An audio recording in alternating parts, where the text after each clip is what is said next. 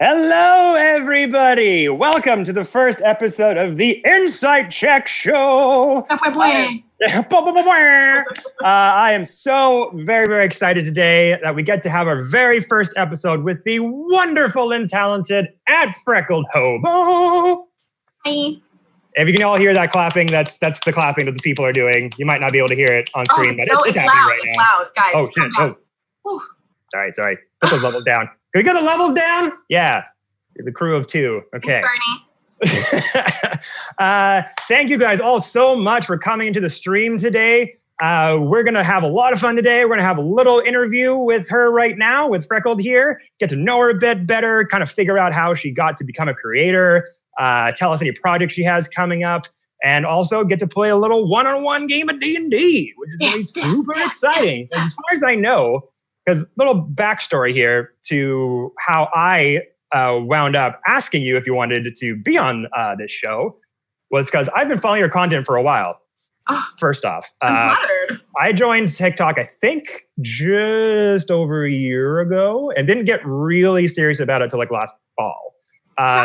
But you were one of the first accounts I followed from those hilarious dramatic reading from my DMs videos.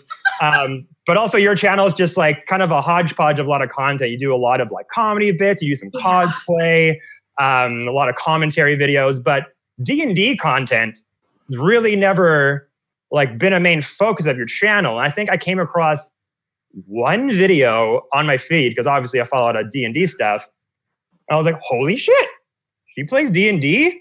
Then like looking through other posts because they're a little spaced out, like, holy shit, she's also a DM. Holy crap. And then messaging you and able to connect with you saying like, I've been DMing for a long time. I have multiple groups, homebrew classes and everything. So that was just amazing to find out. And I figured people probably should know this about you. But before we kind of dive into that, let's start at the beginning. Okay. Just for people, again, whole point of the show, get to know the creators a little bit that we've been following for so long. Just curious as to like, where are you from and what is your real name? Because most people just know people by TikTok handles. People just call me Dice Cream all the time. So just kind of peeking behind the veil a little bit. Okay. Well, peeling back the onions. I love when you're like, let's start at the beginning. In my mind, I instantly went, well, I was born. And we're not going to sound that far back. Into being. I came into the world. Well, technically I was removed because it was a C-section. But it's cool. So my name is Katie Ford, Katie with a Y, because IEs are insane. I was born and raised in San Diego, California, and a weird turn of events, including a boy, brought me to Los Angeles, where I don't know if you know this about Los Angeles, but it's basically like a mirror. You get here and you go, oh, time to learn about myself and what I actually like to do. And I was a closet weeb, apparently. I am a closet cosplayer and nerd, apparently, and I fell in love with D&D in Los Angeles. Oh, really? So what age did you move to Los Angeles? Like right out of high school, a little bit later on? 25 years old. Oh. It's been a while. Okay. Nice. I'm only 28, by the way. Oh, revealing the age. Woo! Hello. Going out all stops. All the things. Okay, and then obviously from your content, we all know that you are also an actress, also a singer, multi-talented person here. When about did you start getting into the acting? Was that or singing? Did one come before the other? Were you someone who got started young, later on? Okay, story time. No, I'm kidding. So I have been singing as a hobby for a very long time. Here's some more revealing. Was raised hardcore Christian, so I was in all the worship teams as the harmony or the lead singer or the professional tambourine player. Yes, professional. I have it. It's over here. You can kind of see it. It's right there. Oh, no. So did all of that. In high school, I loved drama. I was known as the drama and art geek. I was voted most out of the box, which in our high school meant weird. And I was okay with that. That's fine. So did a little of that. I finally scored all the lead parts in the musicals because I could sing. And then acting was just born with it. So super simple. But then I was like, oh, I need an easy job. Let's be a nanny. So I was a nanny for 10 years, worked with YMCA, and I had triplets and worked with kids with Alzheimer's and Asperger's, and it was intense. I lost a lot of joy. So I moved here and went, okay, never mind. Let's act, because why not? We're acting in Los Angeles. So. Yes. And then you started acting when you were around 25 then? Yes. I mean, definitely in high school, but professionally since 25 turned 25. Right. Professionally acting, yeah. And then the singing, how does that lead into trying to start? Because I know you just dropped a single on all streaming platforms, Liar, Liar, I believe it is called. Yes, everyone's calling it Catchy, Catchy, which is hilarious. I think it's catchy. So how did that pathway start? I did a lot of singing when I was younger, like musicals plus the worship team. I attempted like starting or being a part of like 6 different bands because I was like, it's gonna happen with at least somebody. But it never did. Fell into that nanny hole again. And then when I came here, I actually fell in love. I thought I was in love. Fell in love with a musician who every night we had friends come over and we did the coolest like jam sessions. We would all sing random songs. I like wrote music with these people.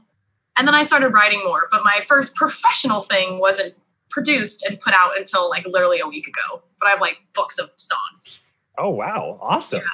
That's so exciting. And then how's the single doing right now? Has it been like, it's only been released like really recently, right? Yeah, it was released on the 10th of July, so last Friday, not even a week ago. I don't know how it's doing. I don't have access to any of those accounts yet. We're pending all of them. Yeah, we're like, we're making sure it's you. I'm like, it's me. So I don't know how many plays. I don't know how popular it is. There is people who created like me in balloon art to the song. There's also, I was like, okay, first of all, I am deathly terrified of balloons, but I thought it was very talented. That, and then someone did a dance with all the sass, and I was like, oh, yes. And I have a lot of TikToks I'm interested in doing to them, mostly about how terrible 2020 is and how it lied to us. So lots of TikToks coming for sure. I'm surprised there aren't more t-shirts of like, you won't beat me 2020, or just like meme shirts. Like that's gotta be like a winning idea right there. With like rips in them and blood and like trying to stitch the shirt back up. Oh, that'd be the funniest t-shirt. Yeah. I had like the last one shot that we streamed. The start was kind of rough. We had some people that, had issues with webcams and streaming and stuff. And I was just like, we're like a half hour late. And I was like, you're not going to beat me 2020. And then we got like figured it out. I was like, the theme for the entire one shot was just like, fuck you 2020. Not beating me. Man. Like when you try to stream something on the internet and it takes you like an hour before you find the right video just to watch it for free. So you don't want to pay the $10 on Netflix to watch it. It's that kind of thing. Yep. But okay, awesome. And now coming to D&D all the way back, the reason we're here. How did that sort of start happening for you? Was it a coworker, a friend, someone maybe you're in acting class with, or like, hey, we're doing this game, do you want to come try it out? Or how did that get started? Yeah, I mean, I absolutely fell in love with this game. I think I've always wanted to play it deep down in my weebdom, deep down in my nerd soul that I didn't know I had until I moved to Los Angeles. Because I love creating characters and talking with the accent, including the Russian accent, which is the only one I know how to do apparently, where I can do it also under the influence of like weed and also playing. But stop that. But like my best friend, who is my ex-best friend now, adults. So we lived together and we found this bar called the Scum and Villainy Cantina. I have Kevin Smith does his podcast there. Oh, he's my friend. He's very scared of girls. But no, yeah, we found this bar one night. Someone says, there's a Star Wars bar. And I went, there's a Star Wars bar? I was like, take me to it, young lad. Went to the bar. We went on karaoke night. By the way, if you don't know this, Mama loves karaoke. Got to this bar, met this crazy pack of people who are now my nerd pack. I feel like, and we went over this on my birthday, I'm the queen of the nerds sometimes, which is hilarious. Out of context, inside joke. But this bar was like filled with nerds, and they're like, do you want to play D&D with us? And I'm like, oh my God, yes, please. take me to your layers and your nerd basements. I'm down. Ended up playing at a place called Ironclad Studios, which the person who I play with there doesn't do there anymore. He has his own studio now, something for you, Justin. But we played there, and it was me, my ex-best friend, one of the bartenders of the bar, the DM, which his name is Eric Cherry. He's fucking awesome. He's also like best friends with Matt Mercer. Who knew? Yeah, let me just drop some names. I played with like Luke Gygax, the son of D&D. Oh shit, that's really cool. I know people. All of the people on Critical Role I've met in person because I go to the D&D like little cons that they have, and I work D&D Live and stuff D&D like that. Live. Yeah, cool. I worked with Joe Manganiello. I always say his name wrong. Joe Manganiello. Yeah. My little werewolf man. But ended up playing this game and loving it and going, oh, we finally finished a campaign from level 3 to 20. I had 5 boons at the end of this game. I ended up having to sacrifice my life to save my parents. It was insane. And then we're like, let's play another game. And then I go, I want a DM. So I'm like, I want to make it land. So I have 3 games that I've created. One is one that's currently going called The Crown for Feywild. And they're together, but they're also competing against each other, which is the funniest thing. And it's all girls, so they're super catty and they all oh god. So there's that one. And the very first one I created was basically Candyland. You got shot into the game of Candyland. That's awesome. Make your way through, and then they don't know this, but at the end, no matter what, they were going to be shot into another game. And the first campaign, the group that played it, they got shot into the game of life, aka death. So that's going to be fun. That's a great concept too, to just like keep changing it up and going to different worlds and setting up different scenarios and stuff. I know for myself, I kind of self-taught, started DMing after, again, my friend Jordy, who I met before we streamed online, my Twitch creative partner. He's been DMing my main game for almost 2 years. And after like trying to get my hand at DMing with friends and just like sort of learn by practicing, and eventually I think we were on hiatus because our first campaign ended, which was Curse of Strahd, and he wanted to do this next campaign that we were currently doing. On Twitch. He wanted to do homebrew. So it's going to be based on Sword Coast, but he wanted to write it all himself and have all storylines from his own point of view. So we had like a month or 2 break where we weren't playing. So in that break, I'm like, well, I don't want to stop playing. And at this point, I'd started my D&D TikTok and was getting a lot of good reception and meeting cool people through that. And I was like, let's start streaming games with these people. And those streams just like blew up our Twitch channel crazily. Because all the audiences wanted to watch them play and see them play the game. And then before you know it, like there were all these D&D Twitch streams out there with TikTok creators. And it was amazing to see this awesome community start to build, and everyone's got their own worlds and games and players and audiences. And it's just been so awesome to watch it all grow. So that kind of gave me the confidence to keep it going. But like kind of like similar to how you DM, I stuck to the one-shot format as 3-part structure, beginning, middle, end, make sure cool epic stuff happened because I just like seeing high-level D&D play out.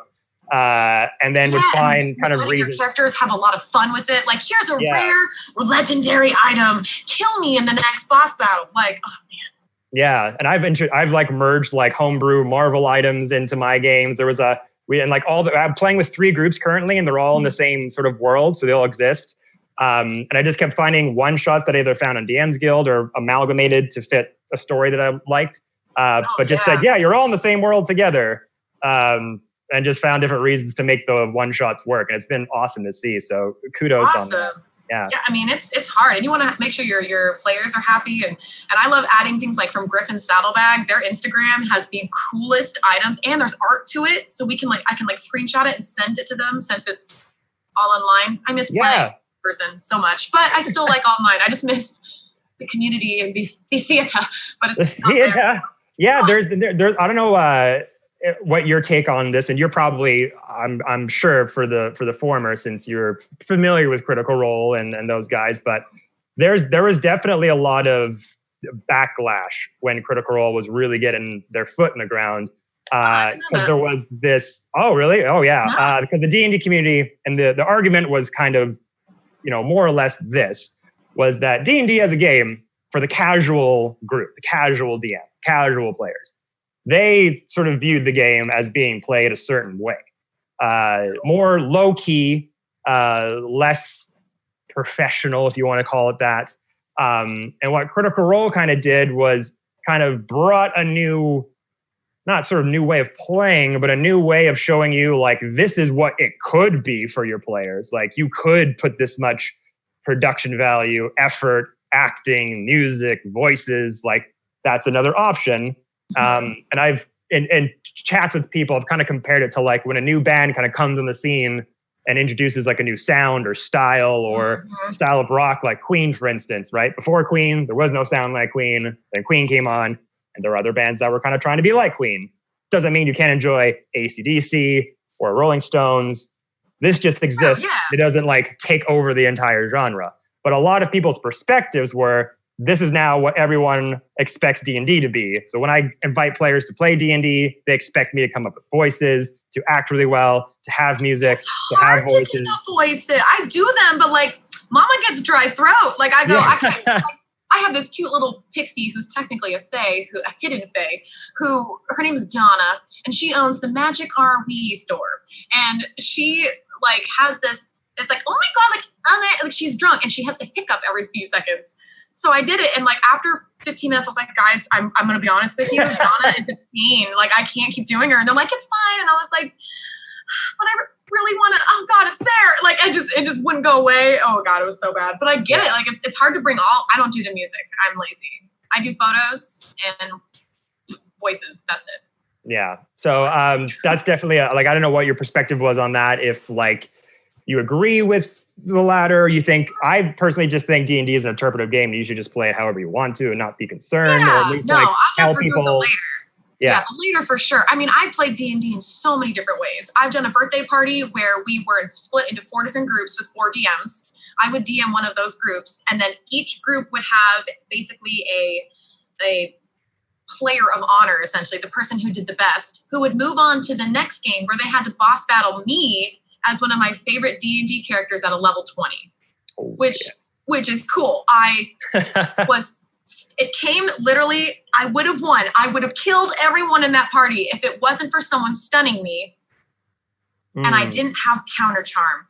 Counterspell. Counterspell is the best spell if you can have it. Always have it, casters. Always have it. But oh my God. But no, I played all kinds of D&Ds. And we've done one where we dress up and we play those characters more like Harmon Quest, which is a great show with Aida. She's my favorite. I made a TikTok with that sound and it was blocked. Oh, no. I'm going to post it on my Instagram after this. So if you want to see it, because I'm in sword and stone attire, the people who made Johnny Depp's swords. I know a lot of things. I was wearing, it's basically like a skeleton that just goes like metal, strings. So TikTok goes, this is a place for the family, not a place to establish the family.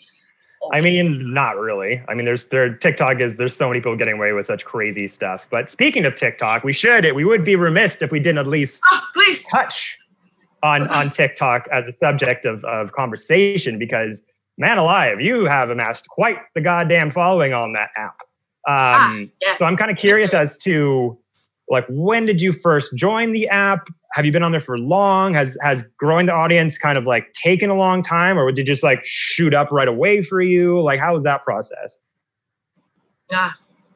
You all want to know the secret of my fandom. I don't know. I am claws to the ground up trekking right now. It is so hard to grow following, and I figured out why. But I'll start at the beginning. So I am a cosplayer. I love costumes. I love putting on makeup. I may not be the best putter honor of makeup, but I'm the best wearer of costumes. And I basically got the app as a joke, like most millennials, and wanted to use the Avenger sound, which is no longer available, on TikTok and put it to a video I had made because I wanted to do it for free. My first video got 1 million views, and I went, hell? I went, this app is broken. I should get on this app. Got on the app, started making videos, was not doing well at all. And then my friend was like, well, why don't you work Dark Harbor with me, which is close this year. And I was like, sure, why not? It's super acting. I get to scare people. First time you let someone pee or make them pee because they're scared is the glorious moment of being a scare actor. Sorry. But I basically did Dark Harbor. I was a floater, so I did a bunch of different costumes. And each night, you basically do an hour on and 30 minutes off, an hour on and 30 minutes off, because screaming and standing and doing a lot of physical things. I lost my voice every night. But doing that, they're like, okay, you get a lot of breaks. So guess what I did during those breaks? TikTok. That's where they're all from. That's where they're all from. I made so many. Like if I have so many that I regret, because I went and I got a new phone because my phone sucked and I wanted to be better at TikTok. So I went and got a new phone and I didn't realize that I could just screen record them, and I posted them all in private, and now I can't put any tags on any of them, and they all have like 3,000 views, which is so low for me. Yeah. And it was bad, but I'm like, okay, whatever. So I started making all these videos, and there's one character that got 90 million views. I like went to sleep and was like, oh, it must be that Scottish video I did, because everyone thinks I'm Scottish, but I am American. And I was like, oh, cool. Like I have like 100,000. I'm falling asleep. That's cool. I woke up to 700,000 followers from one video of me dressed as the scary Mary, which they call me Steroid Mary because I was a foot taller than all the other ones. And it was just me and a sound just going from one screen to the other, just doing this monkey sound. And that's it. That's all it was. I'm like, what?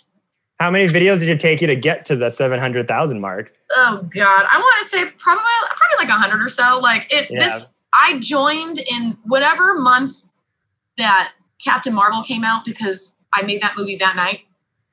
Whatever day. Right, that would have been not. When did Avengers Endgame come out? It was last year. I think Endgame? Last summer. So it would have been like around last spring, because I think probably kind of before that, like April or May. Yeah. May. May sounds about right. So May is when I made that Avengers video and joined. October is when I made the video that hit 90 million views. 90 million. 90 million. Jesus. This video got me a puppy.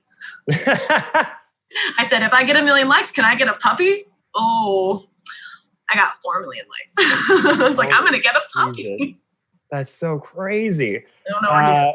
And yeah, and your content's kind of obviously evolved from things over time, switching from different concepts and, different that's the problem. Things like that. That's the problem. Like, in order to grow and to grow steadily, you have to do the same stuff over and over. But I'm not boring. I do everything: cosplays, makeup, a mental aware, I can't say these words. Mental awareness. Mental illness awareness. There we go. There you go. Dyslexia, we call it Achaidh. It's not my speech. So I do mental health awareness. I've done 2 Black Lives Matter videos, and people blew me up. That are, just funny ones where I'm like, this is funny, or specifically redhead ones, or D&D ones, or just being a nerd. Like there's one that says, let me show you what you're missing, and you like paradise, and you like put your dice up. Like I did that in 4 different versions, and I think that's the problem is there's so many TikToks, like clown TikTok, frog TikTok, D&D TikTok, and like you kind of fall in slots, but I'm in too many slots. Yeah, and it's big. Well, it seems like, especially with I don't know, like sometimes. A lot of people are always trying to figure out what is the TikTok algorithm, how does it work, like, what's the formula, and there doesn't really seem, because I work my job. There's a little one. Kind of, but like. Do you want to know the secrets of TikTok? You can it feels like you can make like the same video, post it, and it'll get like, it'll go, delete it, post the next day, delete it, post the next day. Use the same fucking things. And it goes, oh, it's super popular now. Like, it depends on the time you post it, the hashtags you use, and literally the sound. If it's your own sound, it's harder to grow unless it's like the funniest thing and like the best person finds it first. Yeah. Like a known cosplayer or something finds your sound and uses it, then it blows up. But the algorithm, there's like a point system, and the best way. What's funny is likes aren't even the best. Like. add it to your thing. It's mostly comments and people resharing it. So if people send it to their friends, then you get into the next group of people and then the next group of people. And then finally you're in the 1 million zone, which is unheard of now because they have altered the algorithm. I haven't figured it out yet. Yeah, that's another thing. That algorithm change really did smack a lot of people in the face. And like for me, my 9 to 5, I run my own social media marketing business. I work with like restaurants and companies and run their socials and make content for them and run ads and stuff like that. And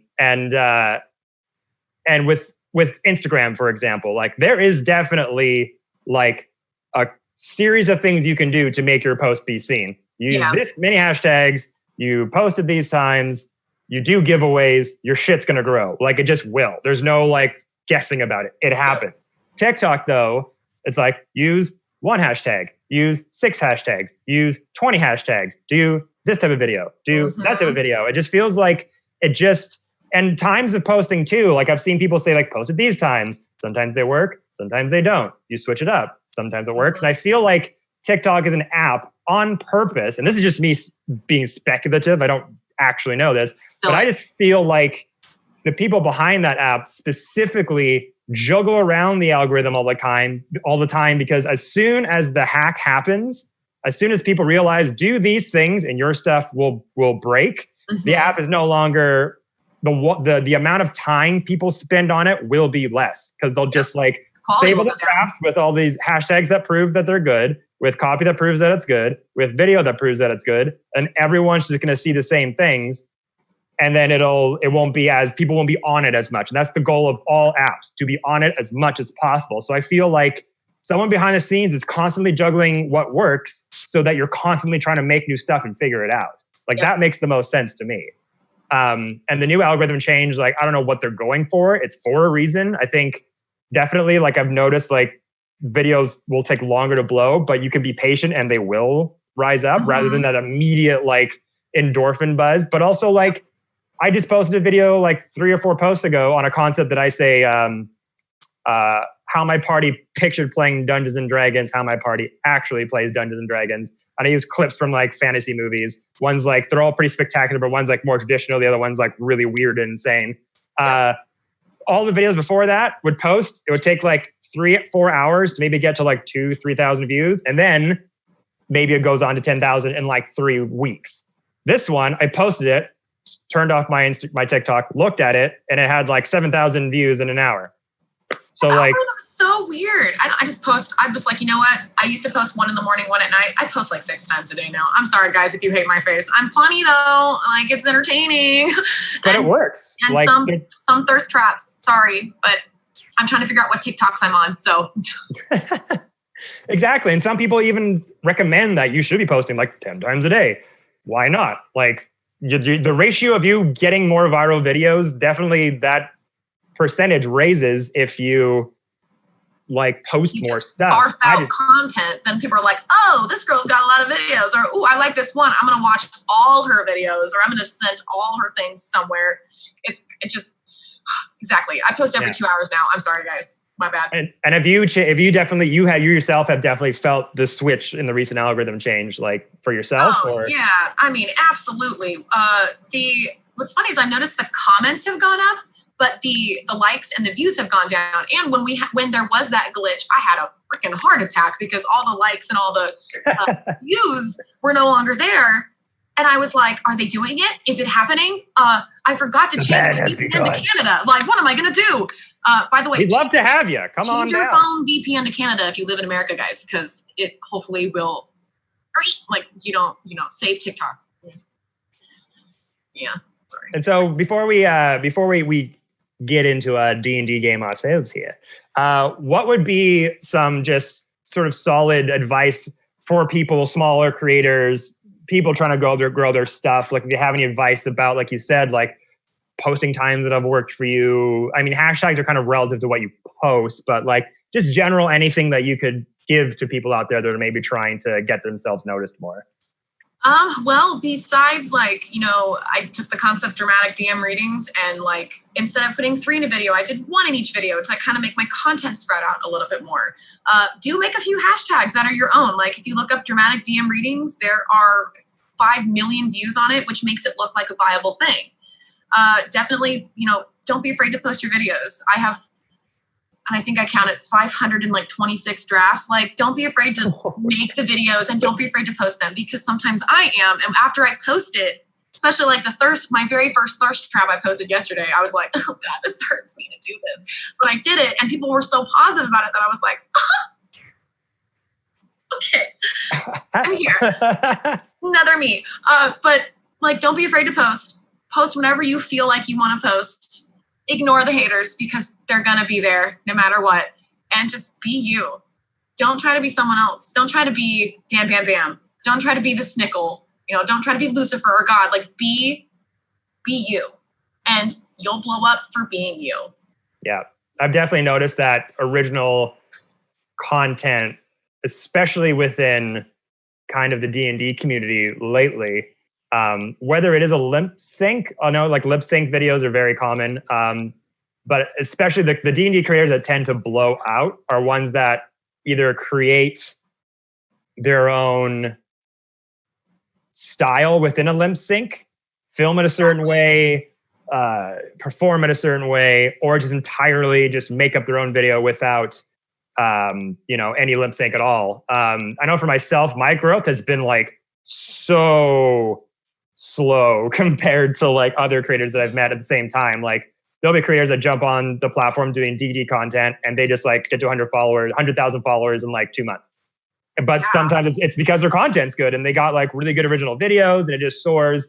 Like for me, I post when I can. I make videos when I can because I've got so many things going on. But I'm not really about the followers too much. Like, it's never been like a huge thing for me. Like, I just like making stuff I like to make, but I have noticed that original content, especially like again, that D&D, what my party's doing, what they actually play, those videos blow up. And I think it's because it is original and because and it's relatable. Exactly. Yeah. Mm-hmm. And like in the D&D TikTok community, there's like a very similar style of video that everybody does, right? Everyone will take kind of like this one soundbite and kind of make like the same joke with it or shoot it the same way. One time, I got a lot of hate. Never did it again. Did it one time, and it was I think it was he kisses me on my lips, and then it's like, no, he kisses me there, and you're like, oh, that's the only thing I copied. That's it. Never again. My bad, guys. Original content only. You got it. Okay. And there's some people who are just getting on social media for the very first time and like never have had to deal with a social media following growing. And there's a lot of people who are novices to sort of what the culture is with making content. And I know friends of mine who have like accidentally copied someone else's video only because there's a soundbite that comes up for D&D content. And it's like, immediately you think of that first joke that everyone also has that first joke idea. Mm-hmm. And then that person posts a video, then you see someone being like, hey, blah, blah, blah, you stole my video. And they're like, holy shit, I just thought of the same thing. And they get called out. And it's like, by the way, actually, Bard, thank you for those tier 1 subs, my dude. Holy crap. Oh, you're welcome. Gifted five subs to the channel, man. Thank you so much. That's really nice of you. Actually, with more tips to TikTok, I've learned this the hard way. So learn from my mistakes. If you have an idea, let's say there's a new sound or a new hashtag that's got like low, like let's say it's like under 100K or under 1 million views of it, and you're like, this is really funny, it's gonna blow up. And you have an idea to that sound, make it right then and there. I have a list of like 80,000 TikToks I want to make, but a lot of them are so old and way overdone that I'm like, oh, I can't do that anymore. But I should have done it when I had the idea because it would have been one of the better videos or would have been one of the more viewed videos. Yeah. So I say, if you have it, do it. If you have 4 ideas, do it and post them all at the same time. Like, it doesn't matter anymore. Just post everything. There has been a lot of times actually where like I've seen a video or a soundbite and been like, oh, I should do this like either the D&D version of this or like an idea for a joke. Mm-hmm. And I'm like, oh, I'll get to it eventually. And then I go about my day or like, 2 days go by and then someone else posts that thing and it blew up. I'm like, motherfucker, like, damn it. Like, that could have been me. It's like, oh, rat, Jerkosaurus, poopsicles. Yeah, exactly. So you're definitely right about that. If you guys have an idea for a video, don't wait on it. Do it before someone else does it, because you could be missing out on a good opportunity there for sure. And I know I have this concept for a D&D TikTok series that I've been waiting for 2 months to do because I ordered this costume from Wish and it keeps getting delayed because it's coming from China. Oh no! So I'm gonna have to like. Is so bad. Yeah, it's not good. So I have to like figure that out. But because I noticed original content really doing better than lip sync stuff, so I had this whole concept of like, going out to the forest in like this fantasy attire, and like the IRL me and the D&D version of me switch places. So the D&D guy is interacting in the real world, and the real world guy is interacting in D&D. Kind of similar to the actual IRL D&D party thing I have. But don't get mad at me. No. I had a similar idea. See? But I'll even tell you, now that you know. So I have a LARP character and a D&D character named Zoya Yiga. She will steal everything from you. Also, she knows how to do things. But my manager were like, hey, you need to be on YouTube as well. And I'm like, but I don't like editing videos that are longer than a minute, because I'm lazy. And I'm terrible at it. So I've been starting to make videos. He goes, you should do some with your characters. So it's like, oh yeah, let's do Zoya Yaga in real life. And it's like, what is this? What is this glass piece? What, you put milk in here? You press buttons? What? Oh, there's a cord? Like, it'll be hilarious. But I won't steal the other part, I promise. I'll just keep my one idea. It's fine, because we can just do it each other and like figure it out. So funny. I could hand you a blender from one side and you can grab it. Oh, okay. We'll talk later. Don't if you steal that, you're dead to me. Anyone in the chat, dead. Okay, so before we dive into our game, is there anything you wanted to promote? Any sort of, because I know you have as popular as far as I know, you haven't, like, because you play D&D on the regular, but you stream your games, but on a site that I never knew about, because I saw on your socials that you do actually like stream sometimes, but it's not. It wasn't on Twitch, but I believe you are planning to come to Twitch soon. No? Yes. Oh, so many plans.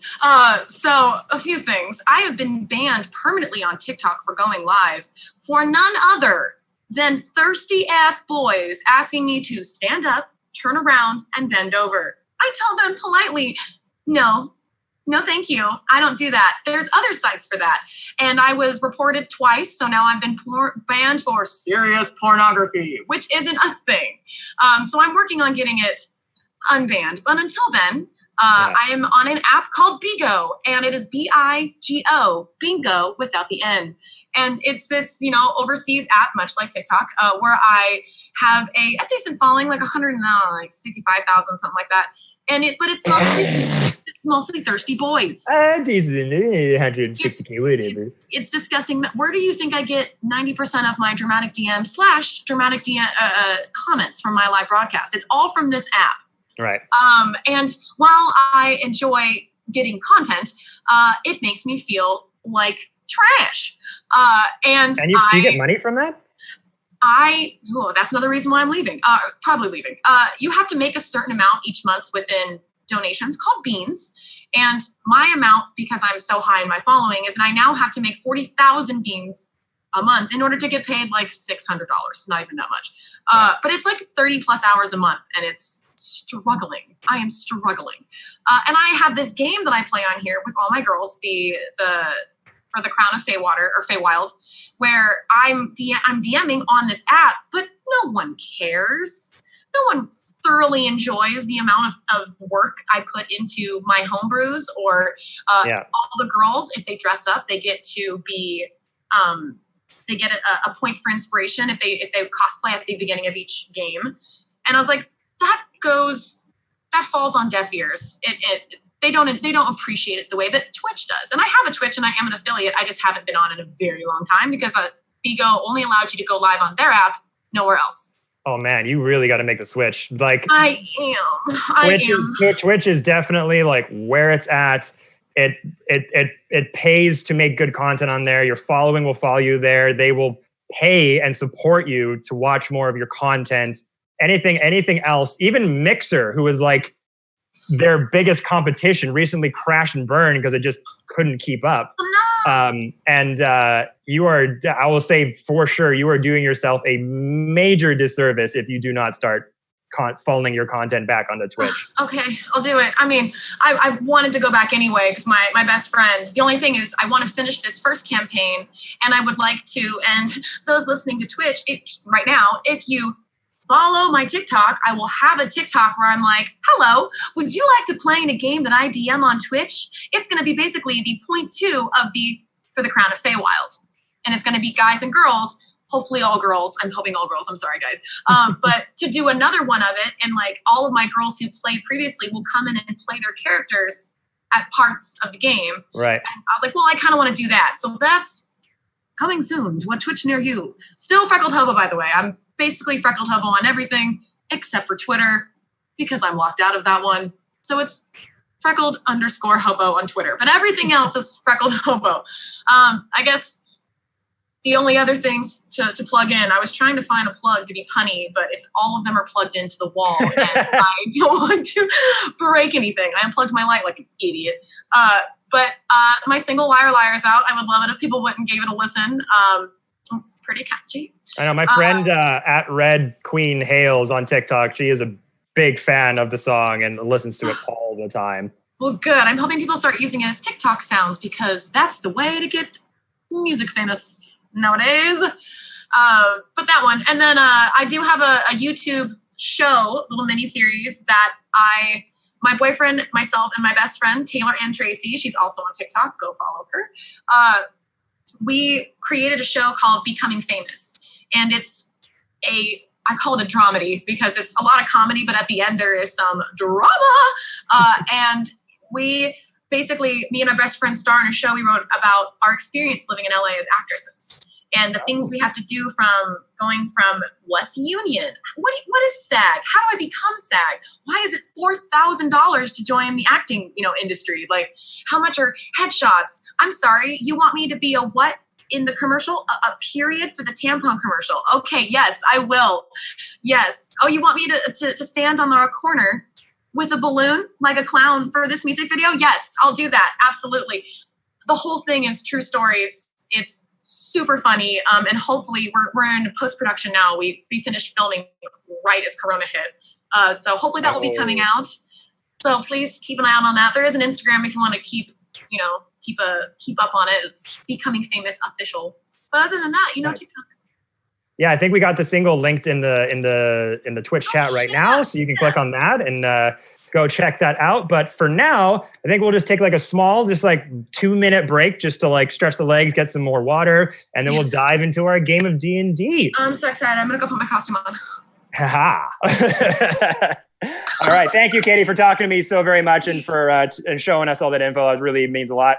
And yeah, guys, we'll be right back after a 2-minute break to dive into our little game of D&D. See you soon. Death. Oh, I'm sorry.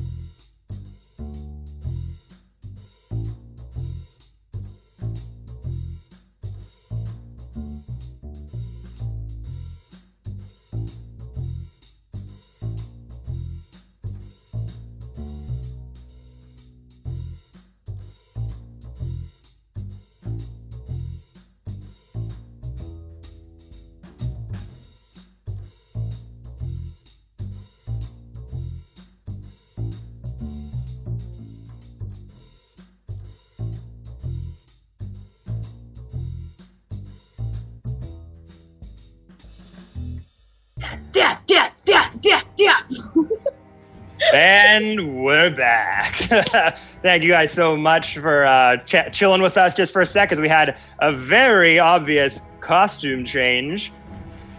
Freckled Hobo, no longer Freckled Hobo, but is playing a awesome, like really sick, home-brewed druid subclass that Katie has made herself.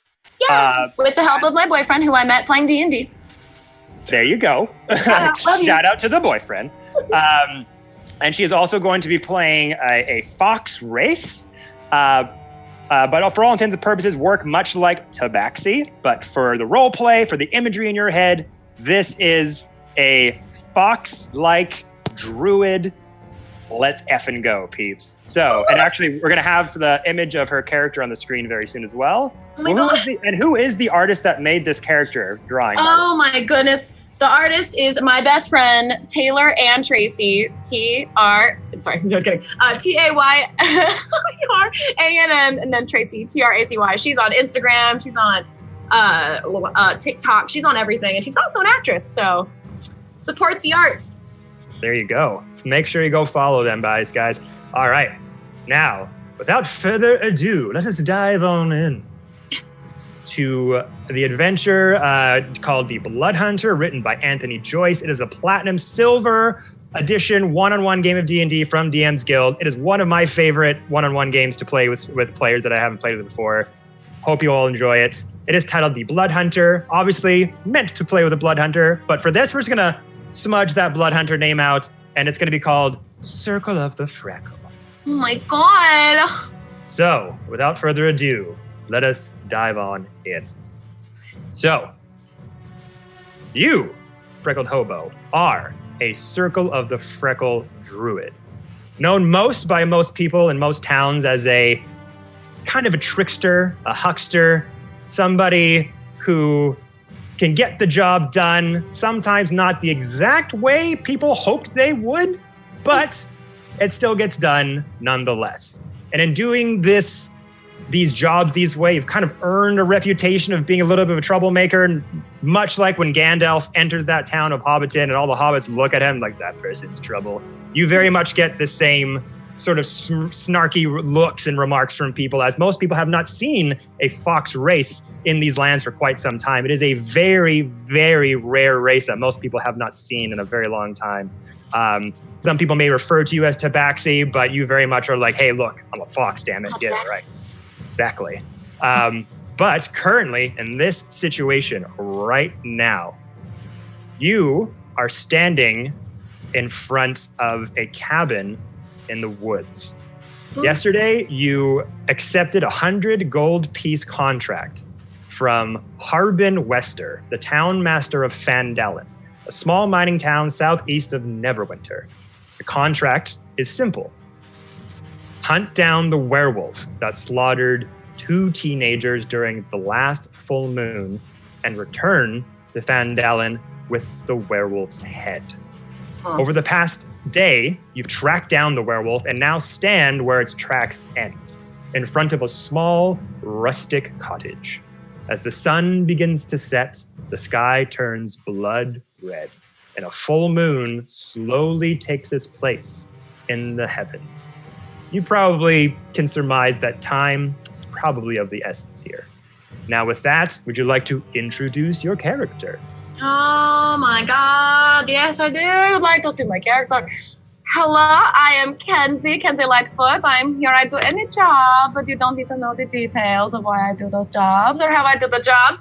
I am a little 2 foot tall, beautiful, covered in gold. I don't own a lot of gold. This is just all I have, unfortunately. But I own lots of gold. I love shiny things. You offer me drugs, I might take them. I might not ask you what they're for. It's fine. Lighthearted nature. And I am druid of the Circle of the Freckle, which is super rare, I'm told, which makes me even cooler. Yes. Awesome. And so, like I said, you are sort of standing in front of this L-shaped wooden cottage in sort of the middle of a clearing. You just came out of the forest here, standing pretty much near the front door. The cottage is L-shaped. You can sort of notice a little farming plot next to the cottage. You notice a little bit of smoke rising out of a stack. Can kind of smell the smell of some stew possibly being cooked inside of this cottage. The front door is slightly ajar, but that's all you can see at the moment. What would you like to do? Do I smell any food? Yes, you like I just said, you smell some stew cooking inside of the house. It's kind of wafting through that crack, through the crack of the ajarred door in front of the cottage. Am I hungry? Are you hungry? You've been tracking this thing down for a few days. Not too long. Like if you did bring any rations, you're definitely not like low. Like you haven't been traveling for like 3 months. So you probably took a good meal this morning as you went onto your last leg of this journey, knowing that the tracks could be ending pretty soon. Well, being a fox, or another word, a trash panda, I definitely am going to be enticed by the smell. So I'm going to walk over to the house, but I'm going to do this stealthily as I go to any windows that look open, but stealthily. All right, roll stealth check first.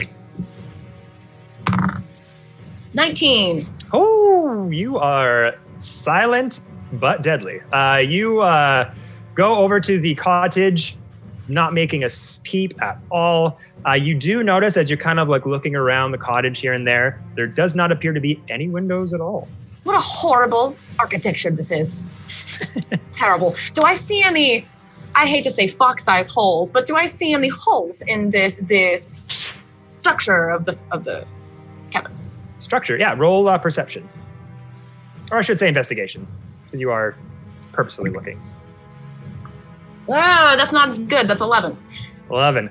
Yeah, so you kind of just survey around the cottage, again, not making a noise at all as you're kind of going around looking for any holes or anything. Doesn't appear to be any holes. There definitely are no windows on either side. There is a back door available to you, but it is shut. But the front door is still slightly ajar. And as you're kind of circling around, you can kind of hear the shuffling of feet, bubbling of stew, what sounds like a wooden ladle kind of spinning at an iron cauldron pot. But that's about it. Sounds like a witch's house. I'm going to... Do I do the boring way and check the door, or do I do the daring way and climb the roof and go through the chimney? I'm going to do the daring way. I'm going to climb the roof. Attempt to climb the roof and try to go through the chimney. Okay, make a athletics check to see if you can climb up the side of the house. 13. 13, yeah, no problem at all. You've got some general claws in your fox-like form. You're just able to kind of go on the sidings here. And it is wood, so you're able to get a good catch on it. Kind of still very stealthily. Good, I was like, stealthily? Stealthily. Yeah, so you go up the side of the house. It's not a very big cottage either. It's one story. This isn't like a huge mammoth cottage, right? So it's a bit worn, a bit old looking. So you kind of sidle up the side of the cottage, make a couple scratching noises, but again, you don't hear anyone reacting to it at all. And now you're up on top of the roof. Excellent. I'd like to check out that chimney, please. All right, roll another investigation. 13. 13. Yeah, again, not too hard to figure out. It's a chimney. There is smoke coming out of it. The closer you get, the hotter it feels. The smoke is pretty thick. As you kind of get closer, you kind of breathe in a little bit. I'm in danger. I'm going to go down and just do the boring way through the door. Okay, slide back down. Make a athletics check to come down from the house. And after this athletics check... Or do you want to jump off the house? No, because they'll probably hear a thump. So definitely do a sneakily climb down the side. But I'd also, before I actually check if the door is locked or anything, always check for traps. Okay, so first, just athletics check to see you climb down the house. 19 for athletics, my number. Yeah, easily able to, even coming down, if there was anyone seeing this from the outside, the fox's head first, tail back, sliding down. Make another stealth check just to see if you don't make any scratching noises on the house siding. 14. 14, yeah. Again, very, very silent, barely making a noise as you pitter down the side of this wooden cottage. And again, you are in front of the house, door open ajar. Make a perception check to see if you can spot any traps. Are there not any traps in here? 24. 24.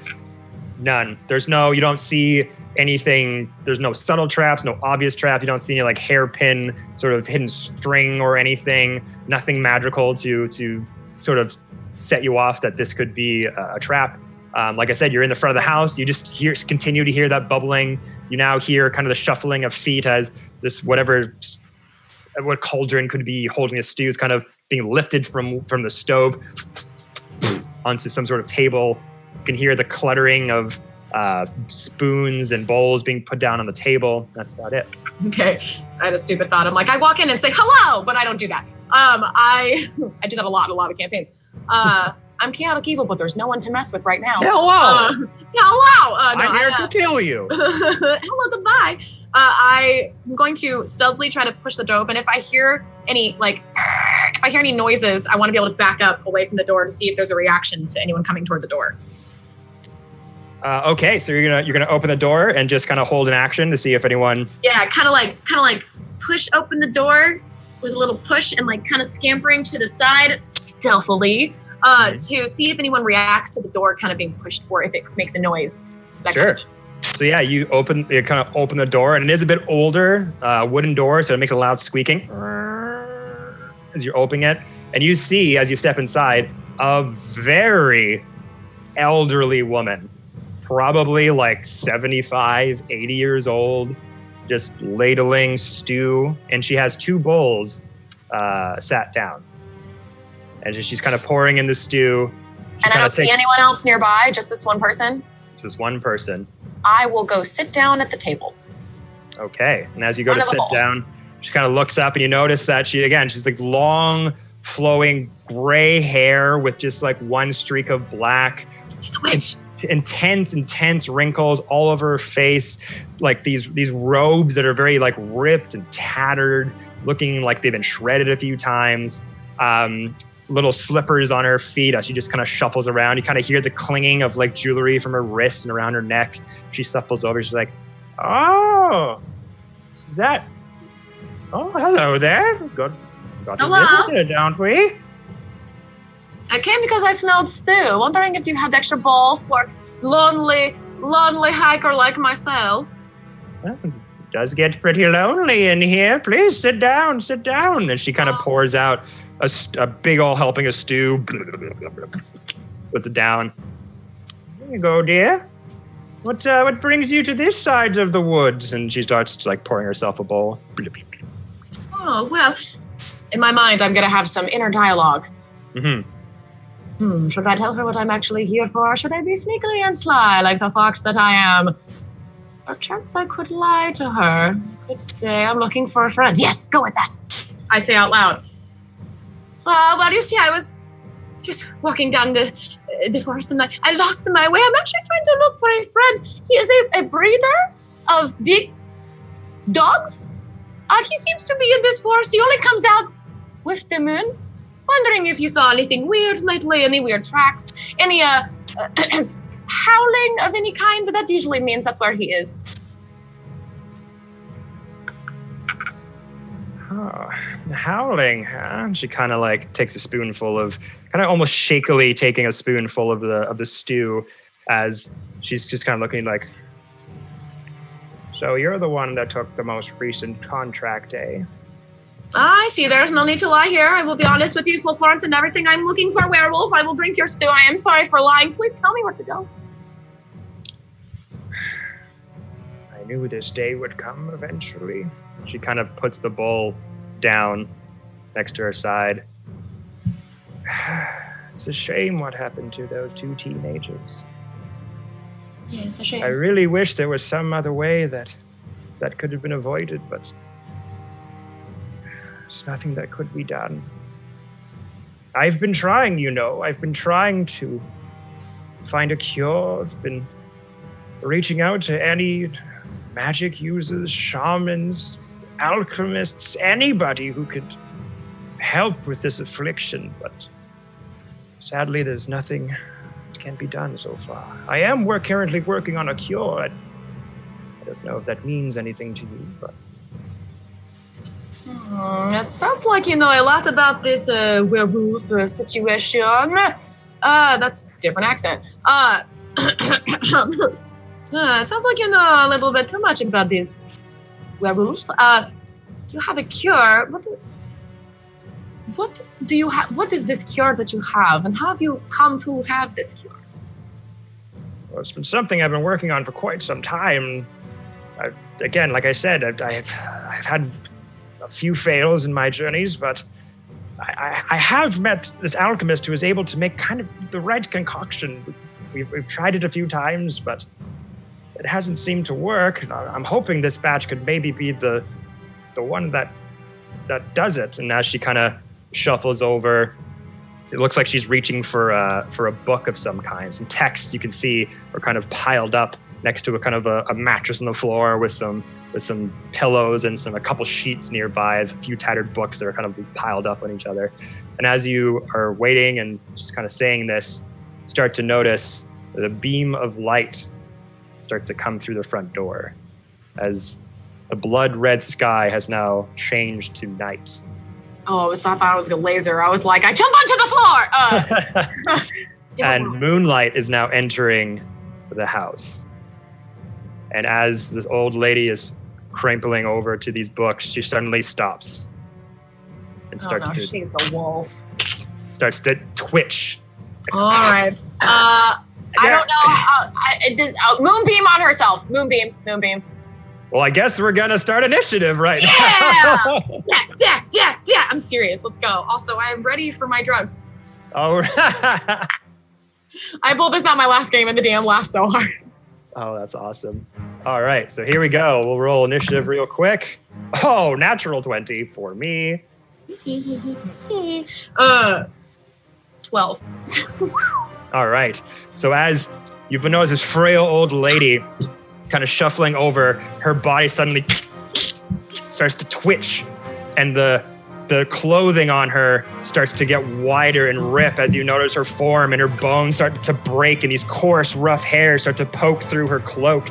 As she kind of turns around, her body starting to get larger and starting to change. Her legs and her kneecaps buckle into each other as the legs start to become canine, and before her face fully transforms into the wolf that you've been looking for. I'm sorry, this isn't my fault! And her skin rips from her head as a snout emerges, as her lips and her nose break off, and this fully formed werewolf now stands in front of you. As she then looks at you for almost a few moments to kind of, her body's kind of gathering itself as it's just fully transformed, very new, fresh body. And the werewolf goes, and just jumps at you. And she's going to make a multi-attack of a bite and a claw attack. You had your life! You have a good life! So the first one is 15 to hit. No. Okay. Second one, the claw, is a 18 to hit. Yeah. Yeah? Okay. Yeah. So the bite misses, but the claw is going to hit. So that's going to be 6 points of slashing damage as this hulking werewolf just runs towards you, sort of flips the table out of the air in between you, reaches in for a huge slash that kind of takes you aback because the reach of the werewolf's arms are much longer than you thought, with these huge claws just slash at your midriff. And as it goes in for a giant chomp, you're able to just use your fox-like reflexes, just take a giant step back before it can snap right at your throat. It is now your go. I fall backwards and, oh my god! What the hell? I'm going to... What the hell? I'm going to try to do that moonbeam. Okay. For sure, because that's my mama's favorite weapon. Yes, can I get a con save? 15, please. Okay, no roll to hit. Just going for the con save. Yeah. And... natural 1. Point. How do you roll natural ones? Everyone's different. It's a automatic failure. Well, yeah. Okay, never mind. I'm a little extra. I add extra shit to my stuff. You get double the damage, but triple the damage. Okay. Let me see. Those are for crit hits. So for critical hits. I know. I know it's double, but I do double for both because I just Oh, wow. Okay. I'm cool like that. Never All right. thought of doing that before.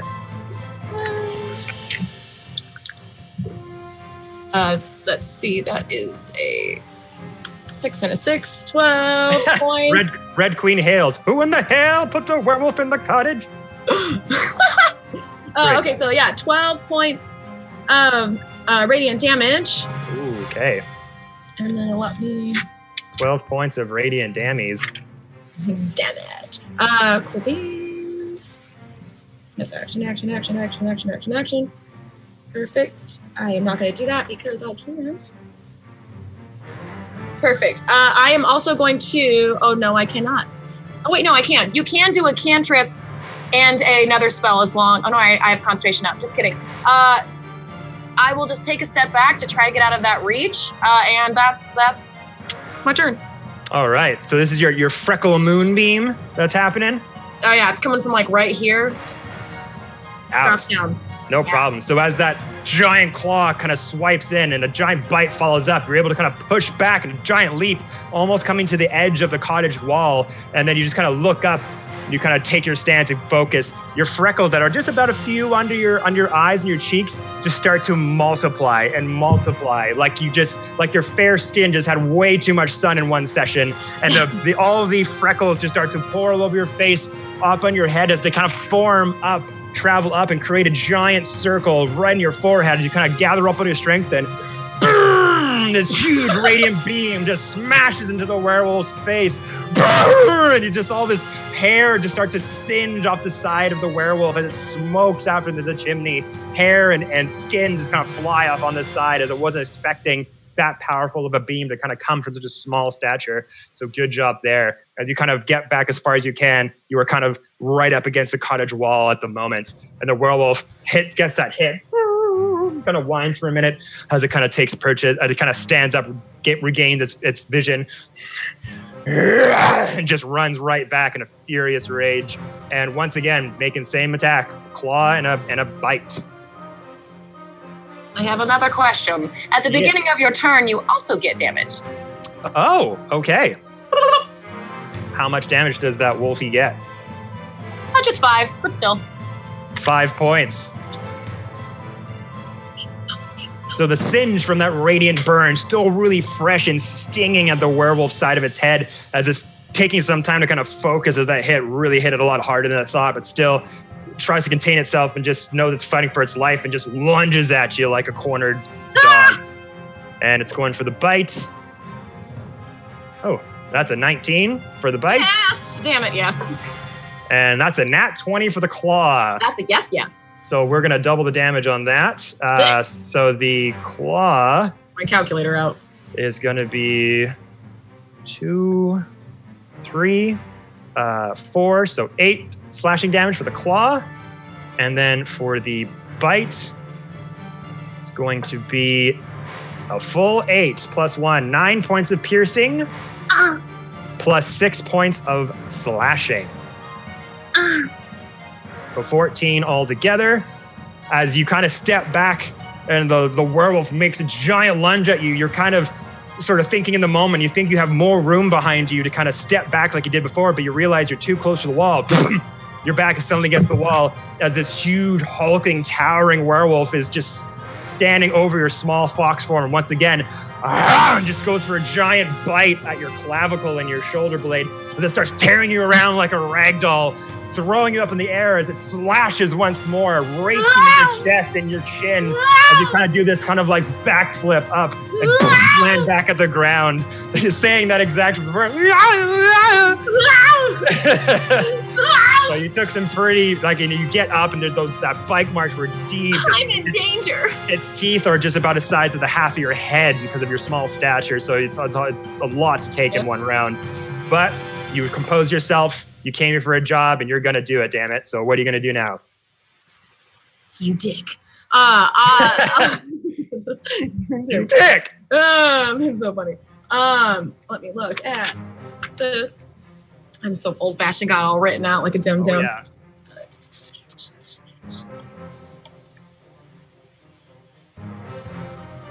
Let's, will that help right now? Will that help later, she thinks?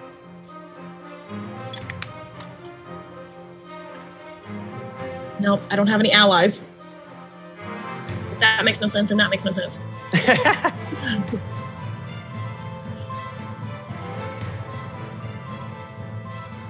All right, so I'm going to keep the moonbeam up because I have to make con saves for that. Keep the concentration. That's 2. I'll just roll the first one because you hit me twice, right? I did, yeah. Oh, well, that was 14 on the die plus something. Okay. So that one's fine. That makes your DC, yep. Ooh, no, that's a 5. I lost my concentration on the moonbeam. No, it does sound beautiful.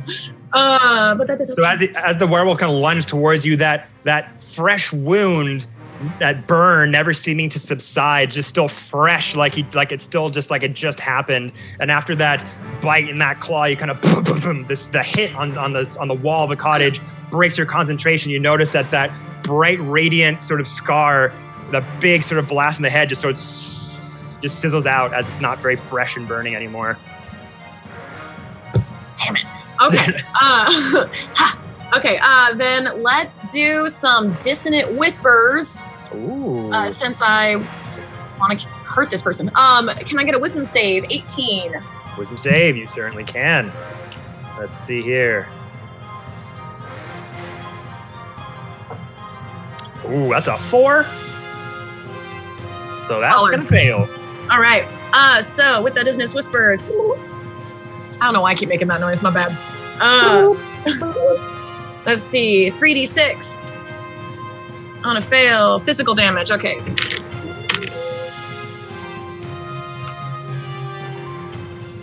8 points of damage. 8 points of damage. Okay. Yes.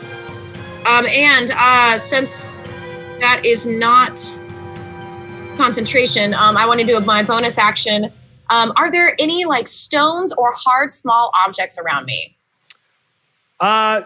Stones, no. There are some kitchen utensils just kind of laying around. So like hard bowls, that cauldron from before. They're all kind of scattered all over the floor as the stew's kind of just on the floor where he flipped over the table. So you have there are some sort of objects around for you to use. Okay. I would like to imbue a few of the closest objects to me with magic stone, which is essentially like I can just pick it up and throw it, and it becomes a magic weapon. Shit. Okay. So from 8 points of damage from your dissonant whispers, so how would you like to envision? How does that spell kind of envisions for you? Because lots of people like to see dissonant whispers in a lot of different ways. So, in her, she gets hit like, no, but that is terrible. Come to me, ancestors. And she just has this little like a Russian whisper under her voice. And it's just like whispering as you see these creepy freckles in the wind kind of attach around their ears, and the blood starts coming out of the beautiful werewolf's ears. And then my hand will just reach down toward whatever side has the most closest objects that are basically from you can probably like run and just sort of grab like a small bowl. Okay, then I will imbue the bowl with magic stone. Okay. And that was my turn. Because I don't think I can run. Can I run? I'm going to try. I'm going to try to run. Well, you used your dissonant whispers as your action. Mm-hmm. You have some movement that you can move in that space, so you can definitely move over there to grab it. Yeah, that's what I meant. Movement. Yeah, for sure, because you didn't move. You got up, did your action to attack, and then you can move. So is there an opportunity attack or anything like that for you? For me, actually, yes. So it's like I'm gonna run, but it's gonna hurt. So he'll do again. He's got multi-attack, so he can hit you twice. The first one, 11, 14. No. Second one, 17 for the bite. Damn it! Yes, on the dot. Okay. I'm in danger. Hit you with the bite. That is a 6 points of piercing damage. As once again, those dissonant whispers that you cast, those freckles kind of slowly peel off your face. You have many of them kind of all over your face at once now. In this spirit-like form. Just starts slapping onto the wolf's face. It's just kind of confused as these ugly, just like die, little whispers into its ears, and it starts bleeding, and just kind of confused, not really sure what to do. And you kind of make for a dash, and it just notices you dashing at the corner of its eye, and as it's kind of like enamored with all this horrible sounds, it just just makes another giant bite at your forearm as you kind of try to get by it, but it just grabs your forearm. It's like, oh, damn it. And you just rip it out of its mouth so you can get farther away, but still took a chunk out of there. So you moved, did that as your action for Magic Stone. Now it's going to try to attack you again. You dick. You're having a hard time with this werewolf, but you're doing damage for sure. It is on, by the way, it is looking rough. Oh, really good. Rough. All of those freckles you put on it, like the blood pouring from its eyes and its ears and even some of its mouth, like the wounds, like all of the old scars they had noticed on its mangy body, like some of the fur patches that were kind of visible, all the scars that were from previous battles, this dissonant whispers causes them to open. So you just see all these old cuts sort of becoming fresh wounds again as this sort of weird incantation curse is kind of taking it over, and it's just looking rough. At this point, it's just fighting for its life. It's trying not to meet its maker. First one is going to be 13 to hit. Second one, 14. Nope. So both of them, again, it's too enamored with the dissonant whispers and all these wounds and blood pouring out. It got you with that bite, but it's having a hard time seeing it. It's now just sort of just slashing wildly as your small form is able to kind of duck and dodge and get lower to the ground as you grab that magical bowl. Yeah. So you're going to be like, why did you do that? You don't need to do that, but I did it for a reason. I do this a lot. Okay, so I have the magic bowl in my hand, but I'm not going to throw it just yet. I'm going to bring back up the moonbeam on top of where the wolf is. You can flavor that how you will, but I'm just going to hold on to that bowl, which is still magically imbued. It's imbued until you throw it. Okay, so you want to try to hit it again with the freckle moonbeam? Yes. All right, so another con save for me then. Yes, 15. Okay.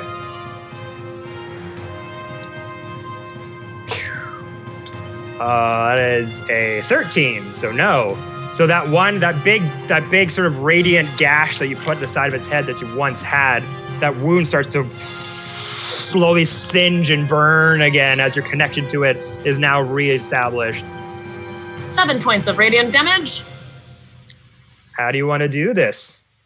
Yes. So as I'm backing up and trying to run away, they bite me. Or he, she, he. You said both acronyms. It's a they. So she backs away. I back away from the wolf. I'm getting weird Katie Lexi in my mouth right now. So I back away from the wolf. I grab the bowl and I go, I don't need this. I can do so much more.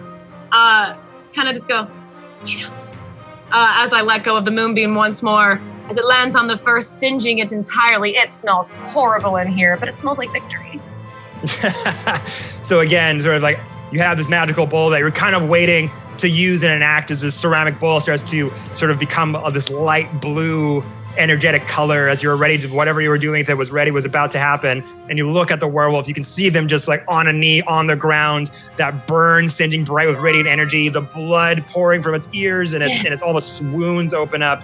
There's like, it's time to end this, my friend. And then you just like put the bowl down, you just put out your hands and just crush it as that wound, almost looking like a 3rd-degree burn, like a hot pan touched the temple of someone's head.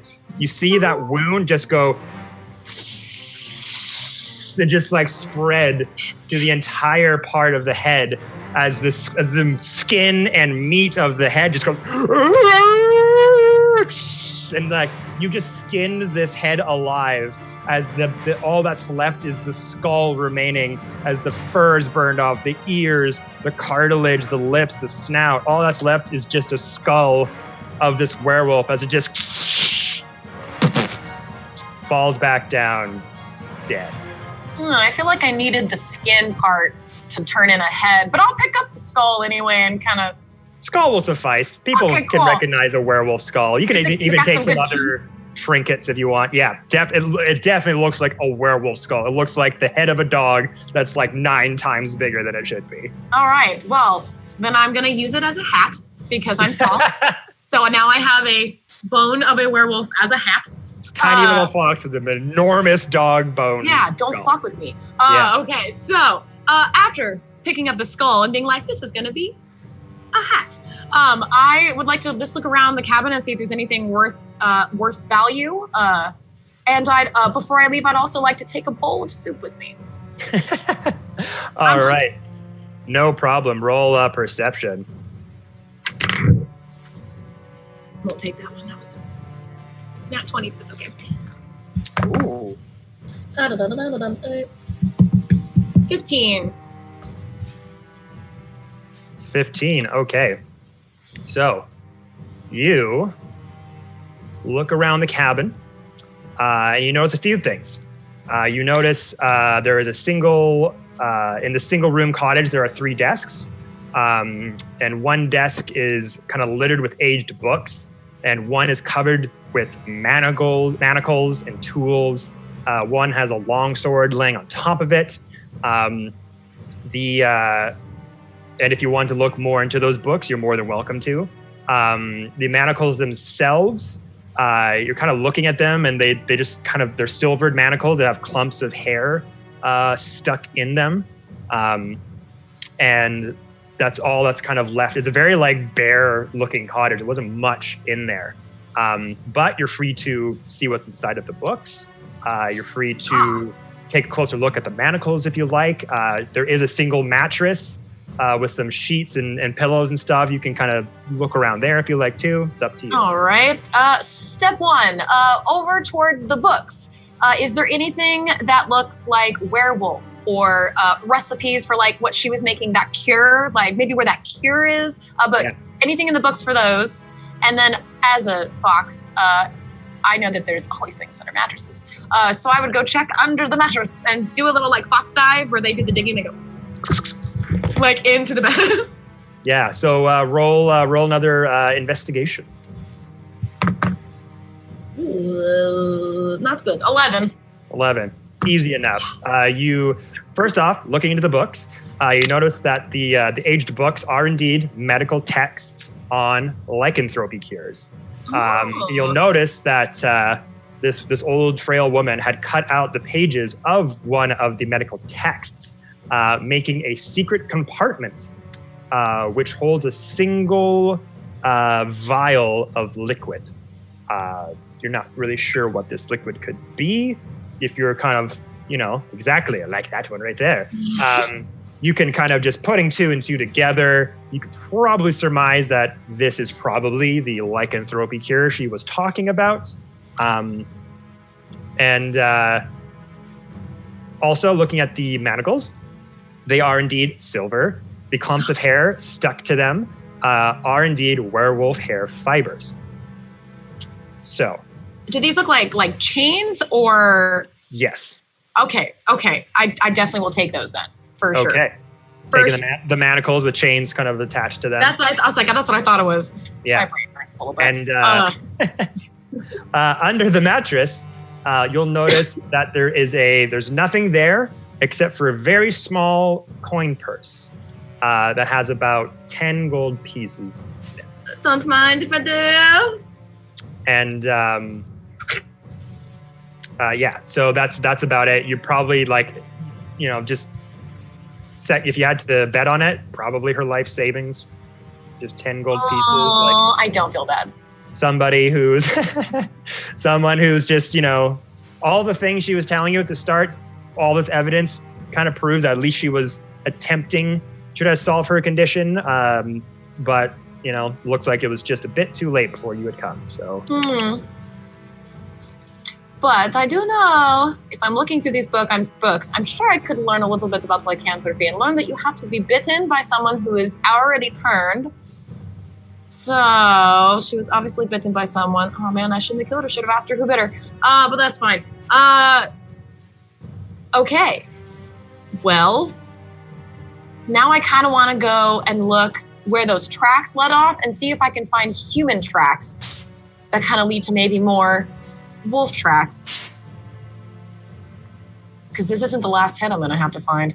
I also need to go back and give the person that head. Now let's do that first. Okay, so I'm going to grab this. If the page that she pulled out is still there, I'd like to grab just that page.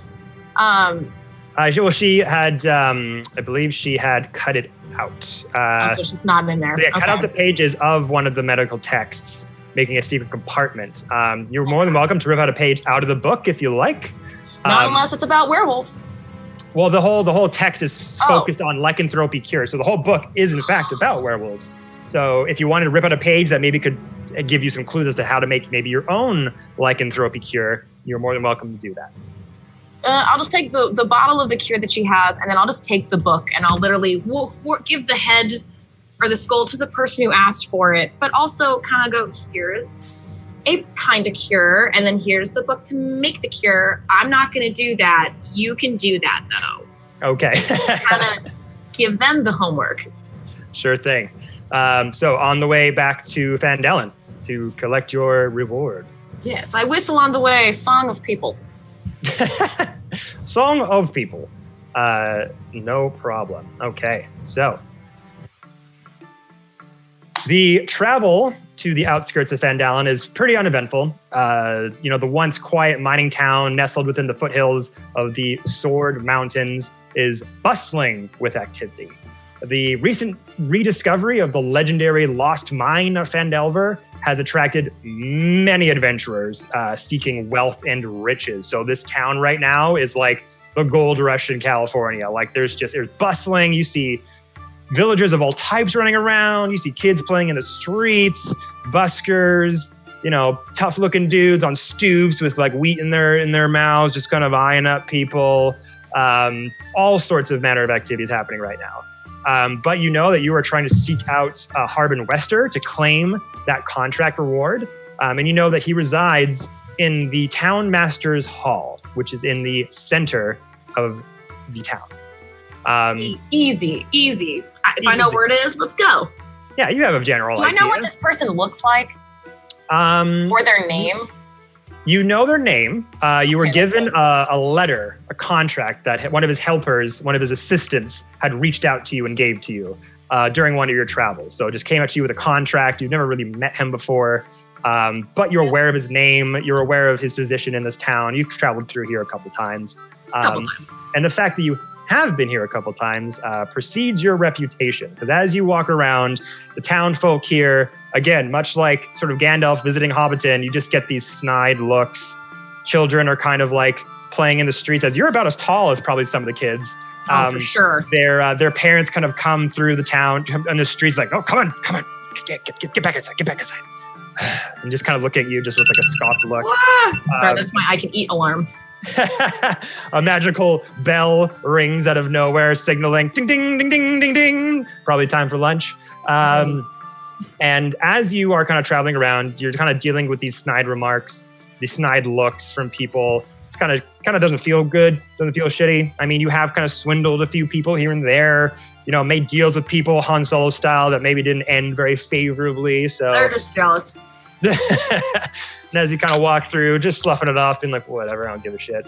Walking through with this giant, noticeable werewolf skull helmet that you've kind of fashioned around yourself, making yourself very much more noticeable as people, again, muttering under their breath, oh, God, what is that? God, we're doing in our town now. You will notice a small crowd is gathering around a rather flamboyantly dressed halfling. Kind of a busker, singing tales of valiant adventurers fighting a notorious bugbear named Clark. And as this halfling is kind of doing his thing, people are kind of clapping and cheering with him, kind of getting into the groove as you kind of come closer and closer to this circle of people gathering. 4 muscular human men wearing tattered crimson cloaks interrupt the halfling's tale. One of the men shouts at the halfling, "Back so soon, Olos? Didn't learn your lesson, eh? Well, maybe this time a little scar on that pretty face will teach you." And he just slaps him in the face as he has his loot out, just smacks himself on the ground. Gold coins kind of sputter from his guitar case. I wish I had popcorn. The man, brandishing a short sword, rushes towards the halfling. What would you like to do? Watch. Okay. So With you popcorn. sit there. You got that bowl of stew. You put some Oh, away in a stew. container. You're kind of you don't really have kind of took the spoon and the bowl from the old lady. So you kind of take it out and you put it out of a pouch and stew and just kind of standing there watching as these 4 muscular men just start shit kicking this poor little halfling. Oh, please, stop. Oh, I'm sorry, the bed wasn't my fault. Oh, and just gets ransacked. And some people are kind of watching too. Some people are kind of like, oh, God, Anybody placing bets? And some old guys are like, I take 100 against 50 on the litter one. Those odds aren't good enough. Keep watching. And as he keeps watching, the sort of just scuffling him around, throwing him, tossing around, some of the old muscular men are kind of taking some of the gold out of his pocket, and this little halfling kind of tumbles kind of towards your side of the semistone, kind of looks at you like, oh, please, some help, please help. And as he says that, the old like muscular man kind of comes to him and is like, oh no, I'm done with you yet, little guy. You've earned this beating, and kind of drags him from his feet. Drags back to the circle. I will scream, will you pay me? Oh God, I'll pay you whatever you want. Please just stop this. Before I enter combat, I fucking can't. Okay, before I enter combat, I'm going to cure wounds myself at a level 2, and then I will enter combat. Okay. Let's see, cure wounds. That is 1d4. Oh, 2d4 because it's a level 2. 3d. 7 and 7. 14. That's so much better than what I was at. Is there any pluses to that? No. Oh, right. So I did that. Cool beans. Plus 14. Okay. That's that. All right. Now I will be like, okay, you said you'd pay me. Everyone saw it. You heard it. I'm going to ding myself with the cure wounds, and then I'm going to charge forward, doing the hey, just because why not? And going to bring forth my. Does anything happen with my claws? Oh, that's a thing. Just kidding. And I'm going to bring forth my scimitar. Okay. Scimitar. Sins. Scimitar. And I'm going to try to slash at the one that's pulling him back. Okay. So you just see the little halfling slams back. This big muscular man like, you kind of just say like, you paid me. You said you would. Rush out, scimitar brandished with your big werewolf head on, and just go, slash at the man's forearm.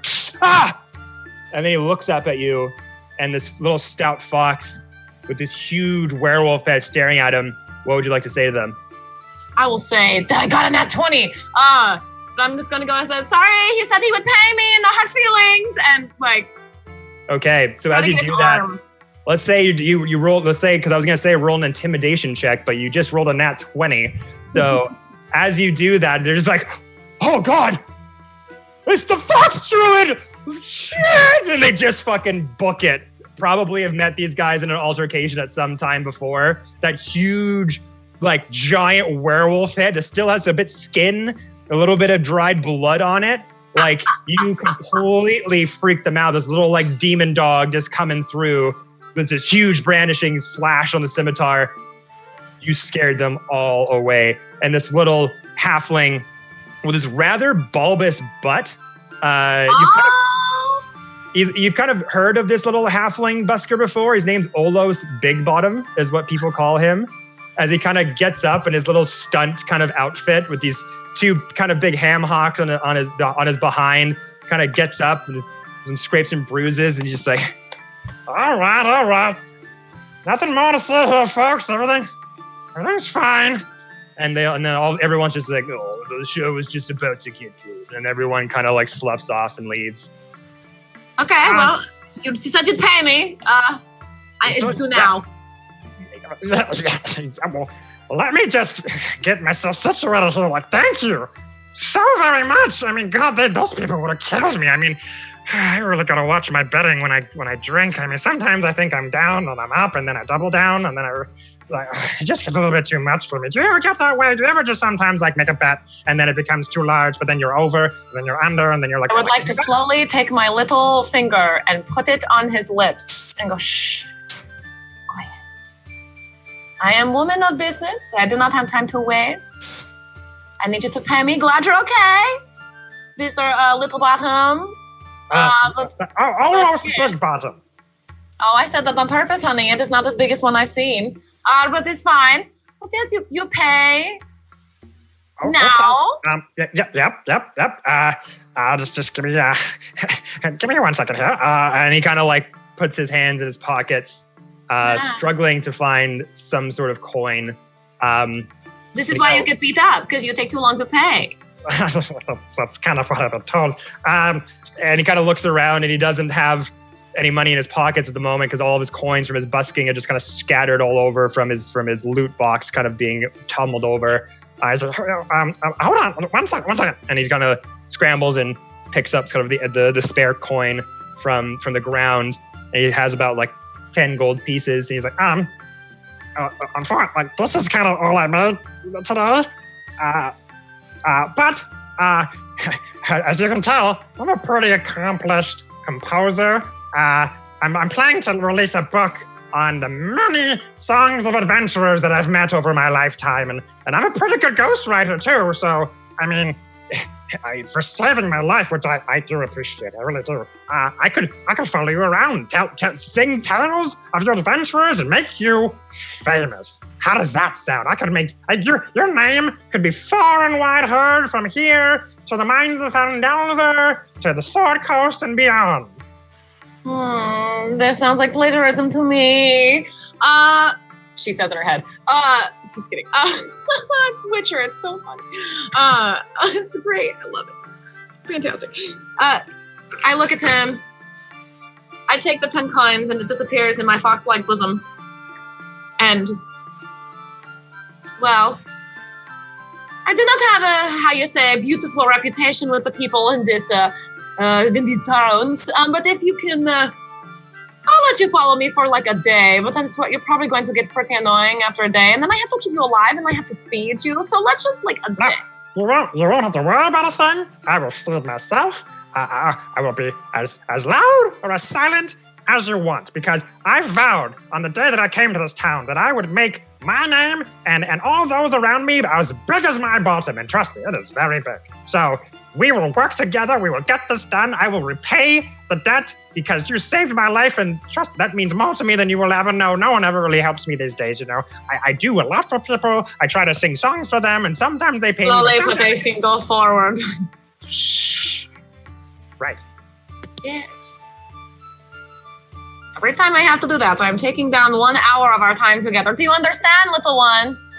As I'm probably looking up at him. You're about to say, like, I guess so. You're pretty tall. You're pretty small. Yeah, he's about like 3'5". So you're he's taller than me. I'm 2 foot. Yeah. Go, little one. Nope. No problem. Let me at least are you going somewhere right now? Let me at least escort you a little bit. I mean, yes, actually, do you know of insert name here? I was not given a name, but insert name here. Do you know where I can find Harbin Wester? Could you tell me where I can find Harbin Wester? I have a bone to pick with him. No problem. I'll get people out of your way. No problem. Let's go. Follow me. And he just like very sturdily just starts leading the way. Any sort of travelers or busy streets where people are kind of in your way, he's just like, move it, people, move it. And he's just like putting his hands on people's like in between their knees caps, just like pushing them out of the way and just making way for you. So eventually you do make your way over to the town hall where where Harbin Wester is. And as you approach the front door of the town master's hall, you notice a note that is posted on the door. And it reads, "To speak with me, Harbin Wester, the illustrious town master of Vandalen, simply knock on the door twice, then 3 times, then twice again. Make sure the last knock is loudest. This way, I know you are not an orc, a gnoll, or worse yet, a troll." The note bears the town's seal and the name signature that had the same signature on your contract. I pull out my contract and I go 1, 2, 1, 2, 1. Excellent. Roll it back up. Do the whole it's the last knock is going to be with my foot though. So it's the whole okay. Then like a really loud kick with my foot. Doot, doot, doot, doot, doot. Boom, boom. Yeah, pretty much. With the fox foot to give it a bit of a humph. And again, the door opens and he's like, "What? Who's? oh God. And he just kind of like, tuk, tuk, tuk, tuk, tuk, tuk, tuk. You see these sort of feet shuffle over, and this sort of, not an older man, but, somebody who's like reaped the benefits of wealth, kind of an old saggier, like pot-bellied guy with like sort of like almost like a bowl cut, like a bleach blonde bowl cut, kind of comes to the door, scruffy, sort of 5 o'clock shadow, wearing like proper sort of town master robes and fine officiant clothes. Yes, what do you want? And he just like opens the door and just goes, eh? Over down here. Over. Oh. Yes, hello. Oh. Hello. Yes. I have done what you needed me to do. I like take the little like contract and just go and bring it out and go, does this look familiar? Oh dear.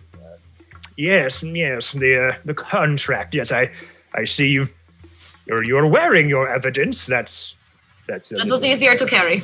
I guess so. I've not seen that in quite some time. All right, well, payment is payment. And he kind of rushes over, brings over a big old sack of 100 gold pieces, and he's like, that damn werewolf and that stupid old lady was really giving us a hard time, so thank you very much, Miss... Kenzie. You can call me Kenzie. Kenzie, right. My assistant does most of the hiring, so here you go. There's your 100 gold pieces, my dear. And then Olos Big Bottom is just kind of like... He's my assistant. Kind of behind you, like really trying hard not to speak because you've told him to be very quiet during this whole time. And as you kind of pocket the gold pieces and you're kind of like gingerly like kind of turning away to kind of end the transaction... yes, foolish me. I nearly forgot. Sorry, but a fellow came by asking about you. He said he'd be waiting for you in the Stonehill Inn's Fandelva suite. The lad must be rich. That's a very swaggy pad, if I do say so myself. Had a few good nights myself in there. But Monkey Boy, do you know where this is? Oh, I know where that is. Oh, yeah, right, buddy? And he just, like, the old guy just kind of look at him like, yes, Christ. And doesn't really like talking to this halfling Olos person. Do you have a history with each other? There's something I need to know. I did not do drama. I don't know, Olos. Is there something that she needs to know? And Olos was like, nope. I've been told to keep my mouth shut, and I will be doing that. Twofold. And the old man says, yes. Anyway, he paid me very well to pass along the message, so that ends my bargain. This is complete. A transaction is complete. Good day. It kind of slams the door, boom, kind of in your nose as you kind of back off a little bit. I'm going to mark his front door with my claw with an X. It's just basically a bookmark for later days. What's the X for? This is my signature. Don't worry about it. It is just I help these people like crossing it off my list. Yeah. If it was me, I'd probably think there was like gold in here or something. Target practice on the door? No, I don't know what you're talking about. Nothing bad will happen here. Okay, let's go. Show me where to go. We need to go. Come. Okay. It just kind of keeps up with you. Again, waddles over and kind of shoving people out of the way as you slowly make your way over to the Stonehill Inn. So, we make your way through the town hall, through the dirt streets, separating away from the people, and you see this lovely town, this lovely tavern, big giant stone sign that says a Stonehill Inn with two big solid stone doors in front of it. As you enter this inn, opening those big heavy doors, as all those kind of does it for you to like welcome you in. Yeah, I helped. You notice that at the outside, you could hear the lively sounds of cups clanging, music playing, people, talking loudly with each other. All this sort of bustling energy. But the moment you enter this inn, it turns deathly silent. Oh, I'm here. As the eyes of a dozen patrons fix their gaze upon you. I feel like a star, but slightly uncomfortable.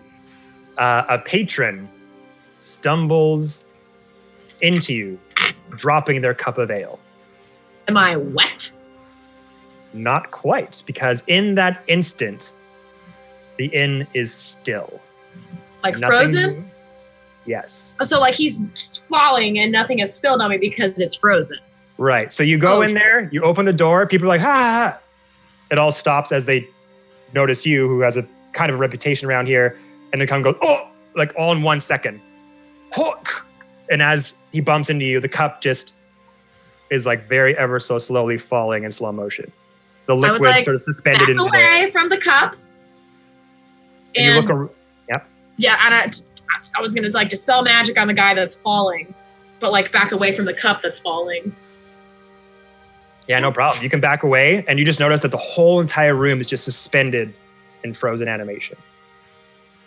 And as you're kind of looking around, you notice that a voice starts to emanate through the air into your ears. On time. Exactly as planned. Follow me upstairs. The voice is deep and stern, coming from directly behind you. And as this person kind of walks from behind you, now in front of you, you kind of notice that this man is wearing these very sharp blue sapphire exquisite robes.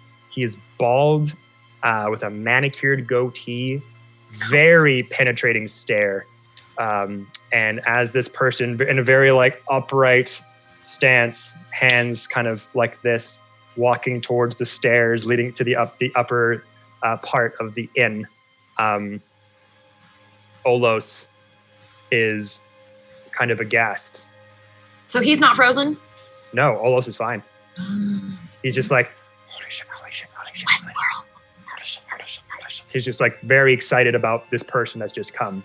But he's not saying anything just yet because you told him to be quiet. I'm going to make big gulp. Just, okay. Here we go. Come. And like do the little finger for him to follow me. And I will follow and try to be like, kind of mimic what he's, the man in front of me is doing. Like very stature, very fancy. Very regal. Olos is just like, Do you know who that is? Not really, but I feel like I'm going to find out very soon. That is Morton Kynan. Famous wizard. Oh, yes, I totally knew this. Keeper of the balance, leader of the Circle of Ace. You've never heard of Morton Kynan? He's kind of a famous magic user. Everyone knows who that guy is. And he is he's basically like a celebrity, like very well-known magic user. But his presence here is really random, especially in this fashion. So you kind of make your way up the stairs, and you start to come up the steps, and you do notice to this long hallway with this kind of red velvet carpeting. Each door kind of has its own intricate designs, and at the very end of the hallway, you see this very big, massive door, much more intricately designed than the others, and says Fandelver Suite at the top of it. As this balding, goateed man in these exquisite robes kind of halts at the door, has his hand on, he's like, please, right this way. He at the big door? Opens it I up. walk in like, no mind if I do. And once you're inside the Fandelver Suite, you notice that it erupts into a massive banquet hall full of graceful dancing servants, exotic foods, drinks, immaculately adorned a massive 200-foot oak dining table in the center of the hall. And much like that sort of when you enter that tent in Harry Potter, where you just think you're going to this little tiny thing and then you're inside this huge house. It is massive.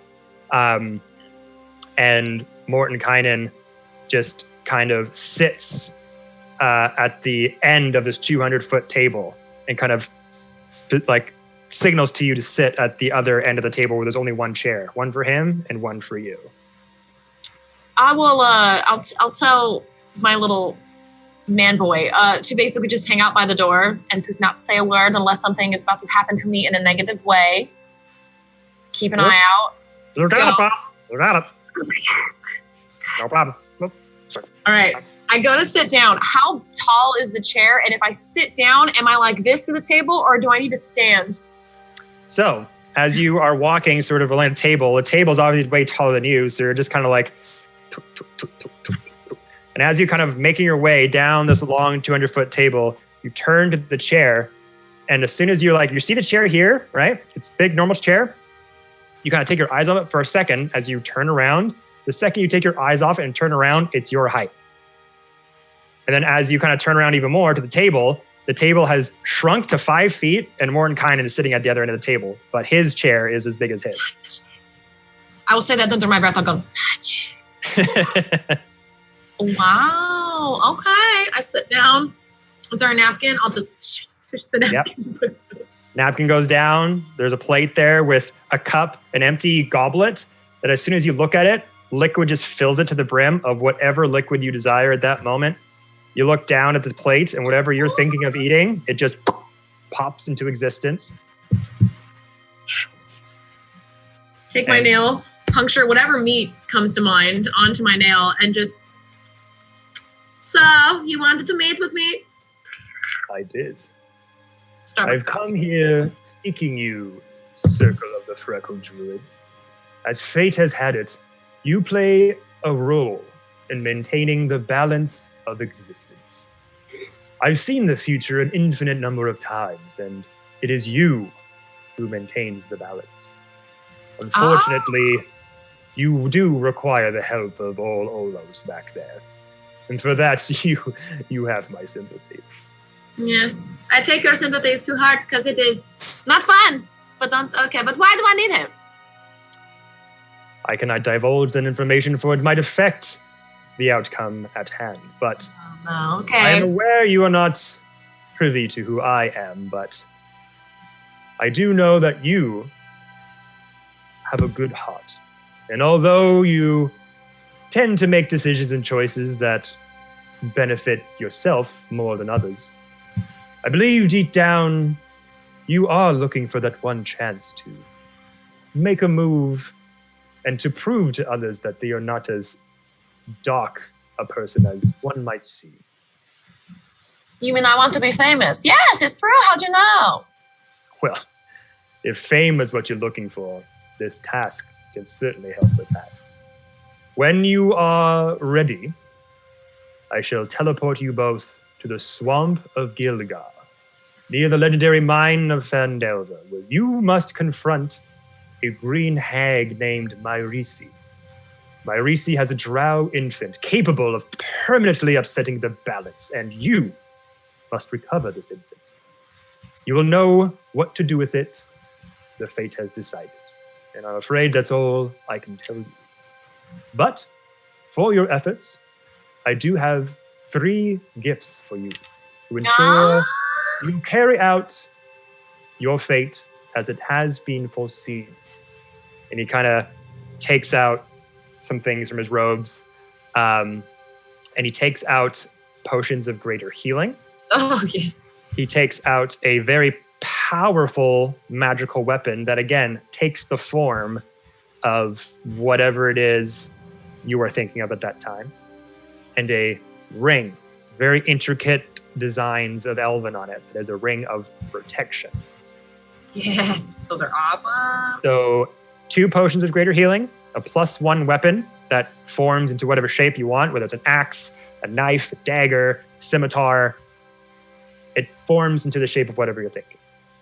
Fun. And as he's handing all these things to you, he says, well, are you ready?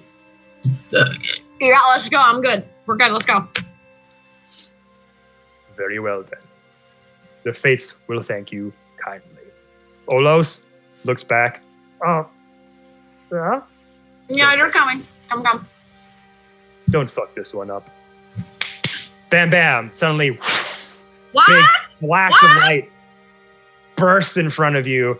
You start to find yourself falling in just this white limbo sort of air all around you. You look over, you see all those just kind of falling in midair, when all of a sudden you break through the clouds as you just, bam, slump down, fall into misty, foggy, swampy area.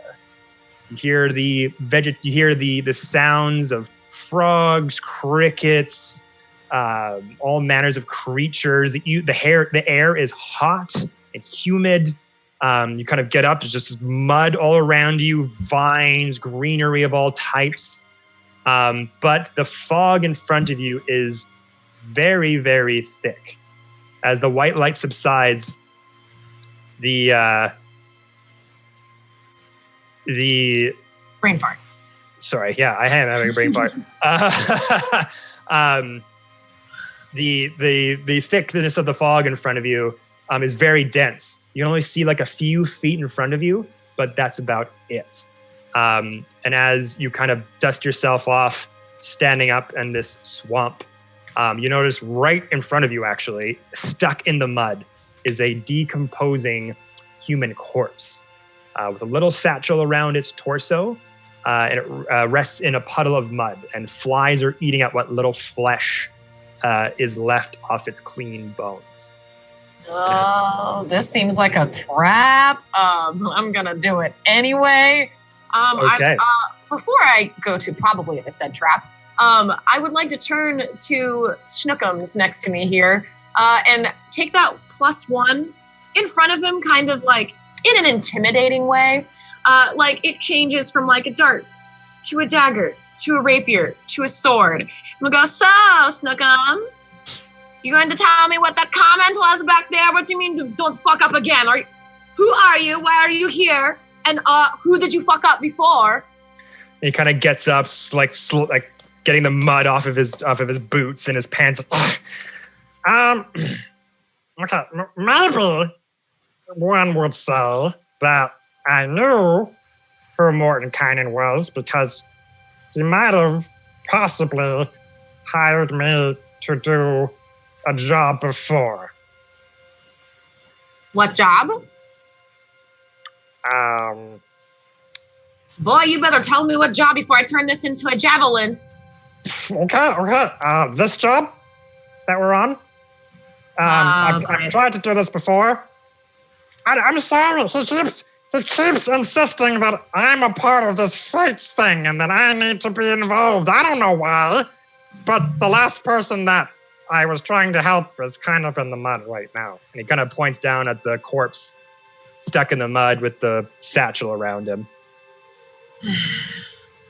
I take the little weapon and turn it into a dagger to kind of hold it so it's not so large on my tiny fox body.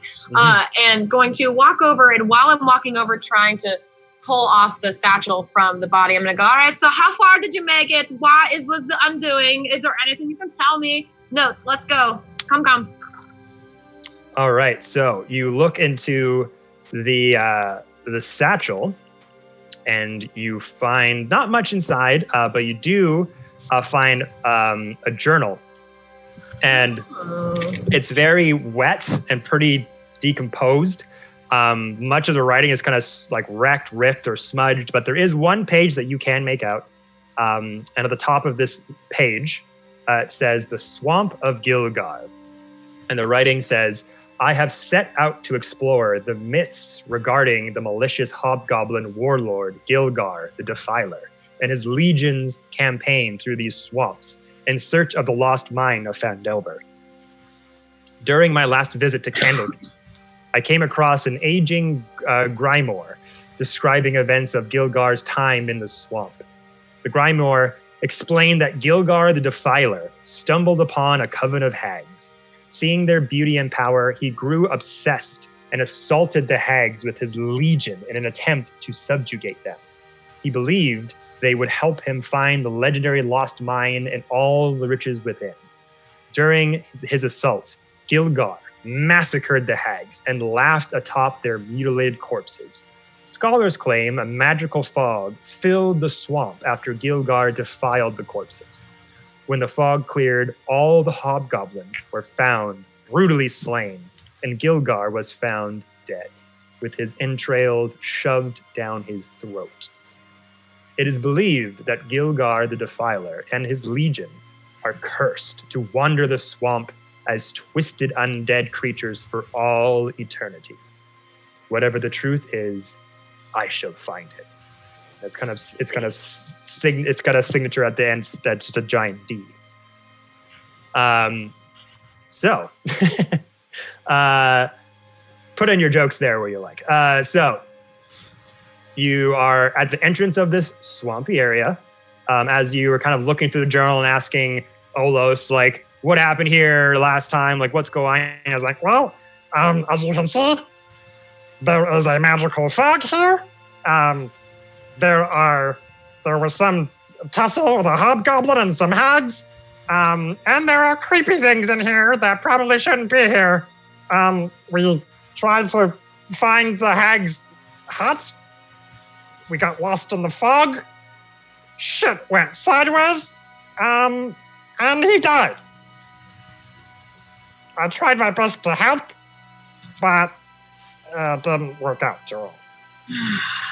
Great.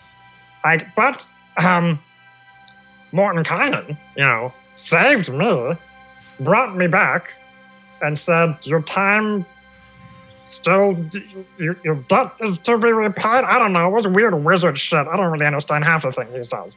But he said my time wasn't done yet, and that some sort of person will come to me and take me to him, and then we'll be doing this all over again sometimes. I guess I didn't know that was you until he popped up in the bar. And Something tells me that my fate was not actually this, but perhaps your fate, and because I am not attached to you, it is not my fate. Great. Thank you very much. All right, well, let's see what we can do about this fog. If it's magic, yes, I'm guessing magic bad. Well, it's not bad, as it's just really hard to see. And now, did the person who came with you, did they have magic? Do they know how to dispel stuff? No, he was more of a sword and sandal kind of guy. Oh, okay, well, I'm going to try this now. Back up, back away. I'm going to try to dispel magic, basically in the areas in front of me toward the fog. okay. Let me guess, it does nothing. Does nothing. All right, well, I don't think daylight would even be a thing that would, I think it's just darkness that daylight makes go away. Well, I'm going to make you lead the way, little one, because you seem to know at least where you're going, and at least you'll be in front of me. If you know the areas-ish around us, and maybe head us toward the hut. All right, Yes. okay, we'll do our best, I guess. And he kind of takes a step forward. We'll have you roll a I believe it's a survival check. Yes, I got a great survival. 17. 17. Okay. So you're going through the swamp, and you're kind of taking a step further, and you're kind of like, you're using your magical energy to try to give you some sort of advantage through this thick fog, because you can only see like just a couple feet in front of you. But you kind of use your magical energy to kind of dissipate some of the fog around you, and you can see sort of coming out of this first starting area that there seem to be 3 paths that look very well traveled. One in front of you, and one to the right, and one to the left. All right. Looking at the 3 different paths, I'm going to ask him which one he took, and then also take a look at what tracks are going down each one. Okay, so for him, also, which one would I go? You're useless. Hold on. as he rolls to remember. Well, I think we went left last time. Okay, well, then I will not go left. Oh, no, that means he actually... No. That's the wrong one. I'm not going to go left. Okay. Yes, not going left. Thank you for giving me a wrong answer. Then I'm going to look at the other 2's trails, like any tracks or anything in the ground. Yeah, so again, rolling that survival check, you notice that to the right, you kind of see just barely the sort of edges of a forested area, pretty dense vegetation and forest. Looking and trying to peer in front of you, you can kind of make out that the trail kind of goes into some sort of like rickety wooden bridge that goes over the water of the swamp and just kind of gets lost in the fog underneath that. I'm going to go to the one that looks like a forest, because that's where cabins are. Okay. So you go to the right. All right. And as you're going through this very dense forest, you will notice that bright, pink, vibrant light starts to flicker in the otherwise dark tunnel of trees. You won't come and play. A whisper voice hopefully asks, "It's been so long since I've had a friend." And the thick twisted trees block out all sunlight along this path, shrouding it in complete darkness as a pink will-o'-the-wisp is trying to lure you nearby into nearby about like 10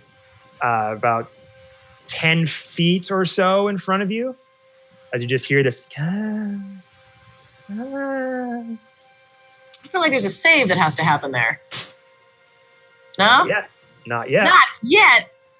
Well, being chaotic evil, I'm ready for the party. So let's just be like, okay, you asked for it, and walk toward the light. Okay, make a perception check.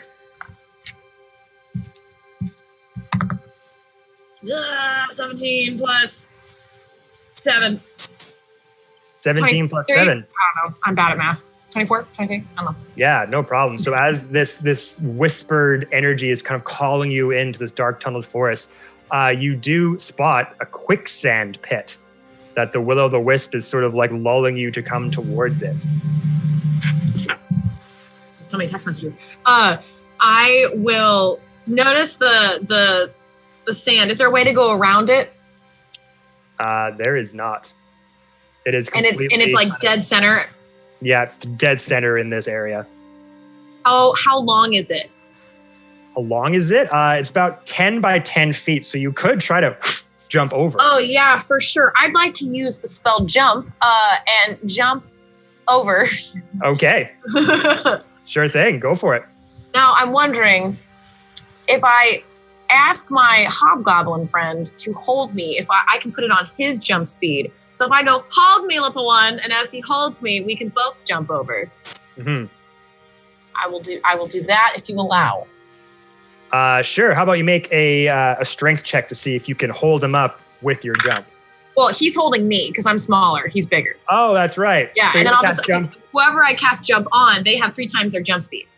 Okay, so you're gonna cast jump on him, and he'll hold you. Come back, little D20. Oh, I rolled it.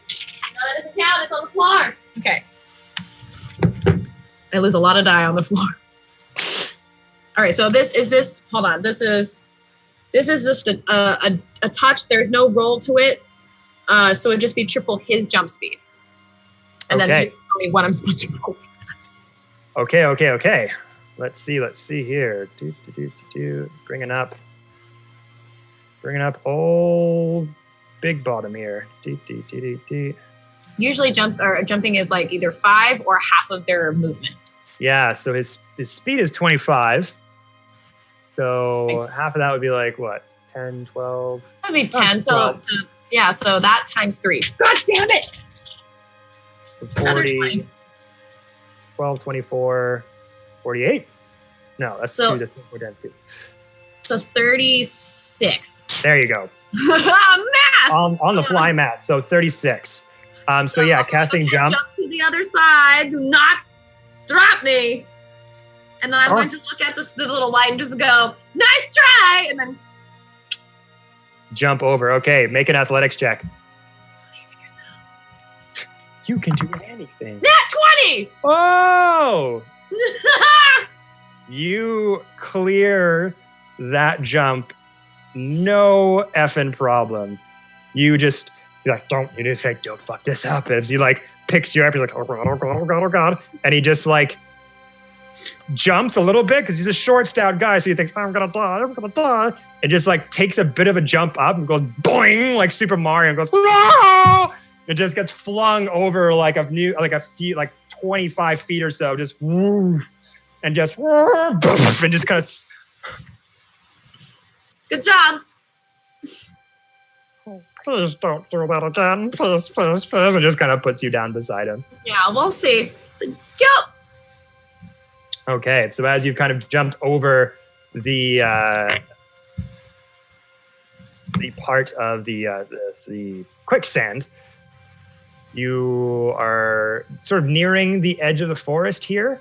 But again, that fog is just kind of clouding your vision and kind of moving itself all around you. You have to make another survival check to see if you can kind of find your way out of these dense tree line here. You better do good or I'm putting you in the microwave while the others watch. 18. 16. Okay. 18. No problem. With an 8. Oh, 18. Oh, shit. Good Better. job. So you kind of take out, land, kind of trying to find your way out of the tree line. You kind of notice that like the dense trees are all kind of dark and blurry, but there's kind of like lighter sort of patch in the middle of the fog. Kind of make your way there. You come out to a bit of a clearing, and you notice that in the center of the trail is a moaning male drow dressed in slick black armor. And the poor drow's eyes have been ripped from their sockets. Oh, sad moaning. Okay. His left arm torn completely off, and a bloody tongue and journal lie on the ground beside him. And we're gonna roll initiative. Yeah! That. Oh, well, that almost flew way too far. 9 plus 4, 13.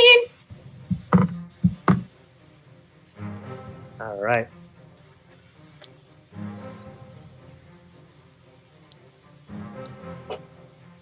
Oh, nat 1. So you are definitely gonna go first.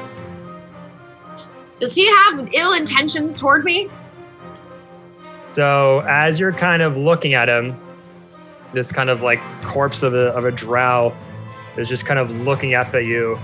And yeah, you notice that he looks awful. He has his left arm ripped off. Both of his eyes are clawed out. His tongue is just laying on the ground in front of him. A zombie. Okay. Okay, cool. Well, I already read in the book that there are going to be some dead things in here, and obviously they're not good dead things. Well, once you kind of get closer to him, the drow is just kind of laying there like zombie moans, and just kind of shouts out at you. I am an agent of Grump Benir, the Archmage of Menzo Baranazan. I was sent to reclaim the same infant you are after. And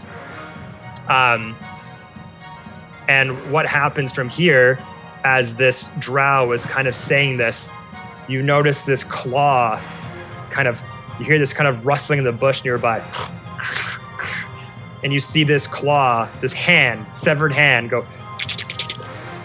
just climb out of the bushes and rushes itself towards the decomposing drow and goes and drags the body off the trail. And just drags it all the way into the swamp. As he just goes, as the break in the water kind of sends ripples all around. Oh, I was going to ask for your help, but never mind. You seem like you have your hands full. Goodbye. Well, that was weird, wasn't it, Snookapussum? And as that happens, you see a humanoid body sort of suddenly materialize in front of you. This very beautiful woman in these very elegant kind of red robes, wearing adorned jewelry, very, very beautiful looking. And she's like kind of clapping, going, oh, Oh, did I get you? Were you scared? You were scared, right? They say you were scared. Just a little bit, just a little bit. No, honey. Oh, your man over there doesn't really like look the same to me. And like you see all those behind you just shaking with fear. I could not choose him. He came with me. What do you want me to do? Been doing so far in this swamp, I see.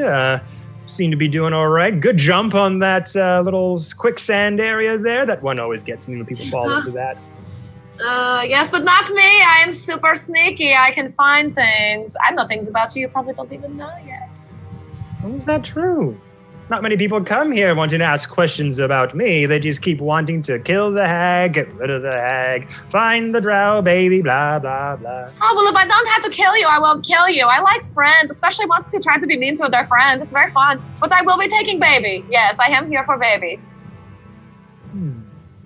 So you're not here to kill me then? No, I didn't want to kill you. My only job was to get the baby. I don't have to kill you. You, big-bottomed one, and just looks at Olof like, it's just like, is she telling the truth? Does she not want to actually kill me? That's what anyone here ever wants to do. Murder the hag, murder the hag. They never even ask to talk to me first, or even see if I'm evil. You can talk, Smokum. Go ahead. And also she's like, just kind of like, 1 second. settles up to you. Are you gonna kill her? I thought that was the whole thing. Or no? If you tell her I'm going to kill her, then she's going to go crazy. I want to speak with her first, and then we kill her. Oh, okay. It kind of seems like a nice person, though. Are you sure we want to do it? Well, if she becomes a nice person in real life, then I won't kill her. I just mean, baby, why are you making this such a big deal? Okay. God! We're not here to kill you.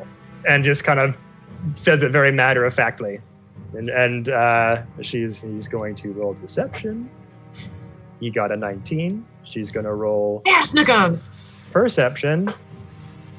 She rolled a 16. So she very much believes that you guys are here on common ground, safe ground. You're just more interested in her and this infant. She's like, well, this is the change of pace. I mean, the drow infant does need to be saved for sure. What do you mean? Well, I've been protecting him this whole time, don't you know? Who are you protecting him against?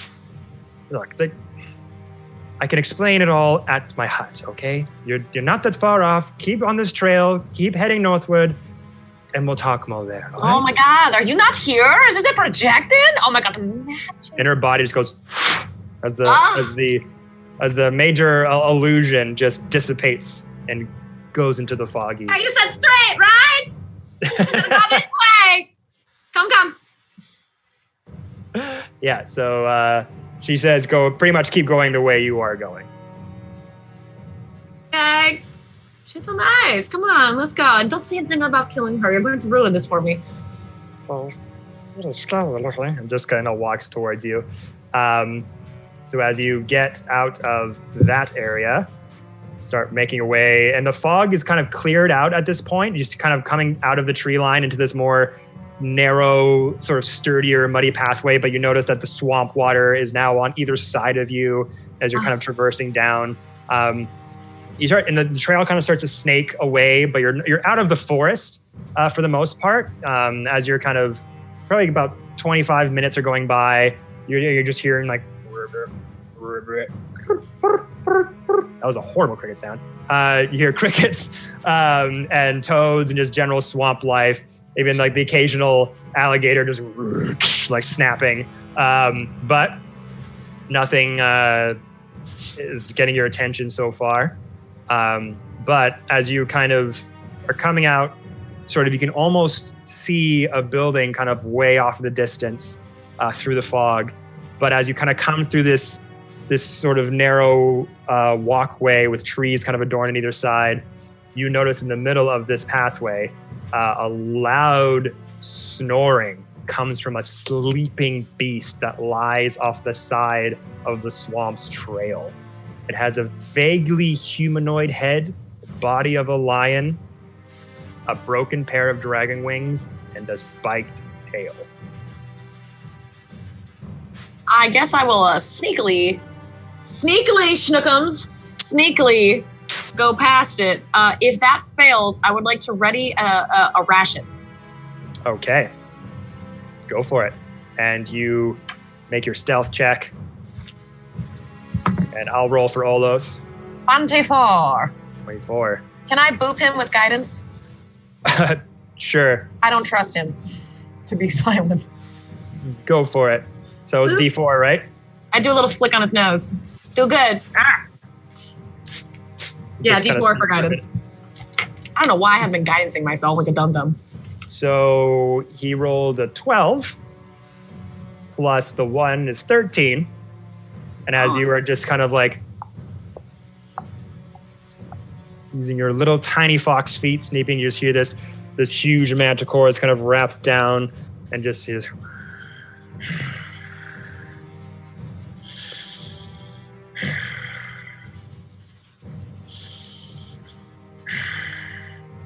And as you're kind of slowly getting by, it hasn't noticed you. And you're almost out of the weeds.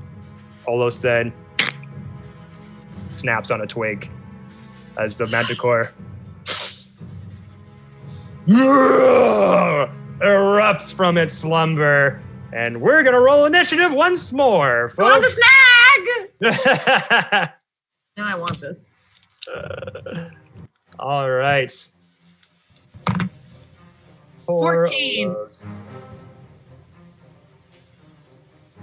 Okay. That's a core. I rolled a 7.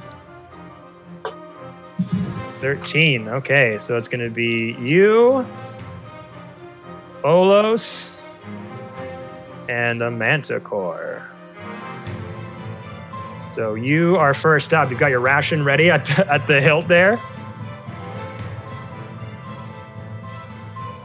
All right, so I'm going to be like, pull out the ration that I kind of had ready in the hip, like selected a piece of jerky, pull it out, hold it up to him, and say, I am friends with your lady. She's beautiful. We're just going to go have a chat about baby. Here is the snack for you.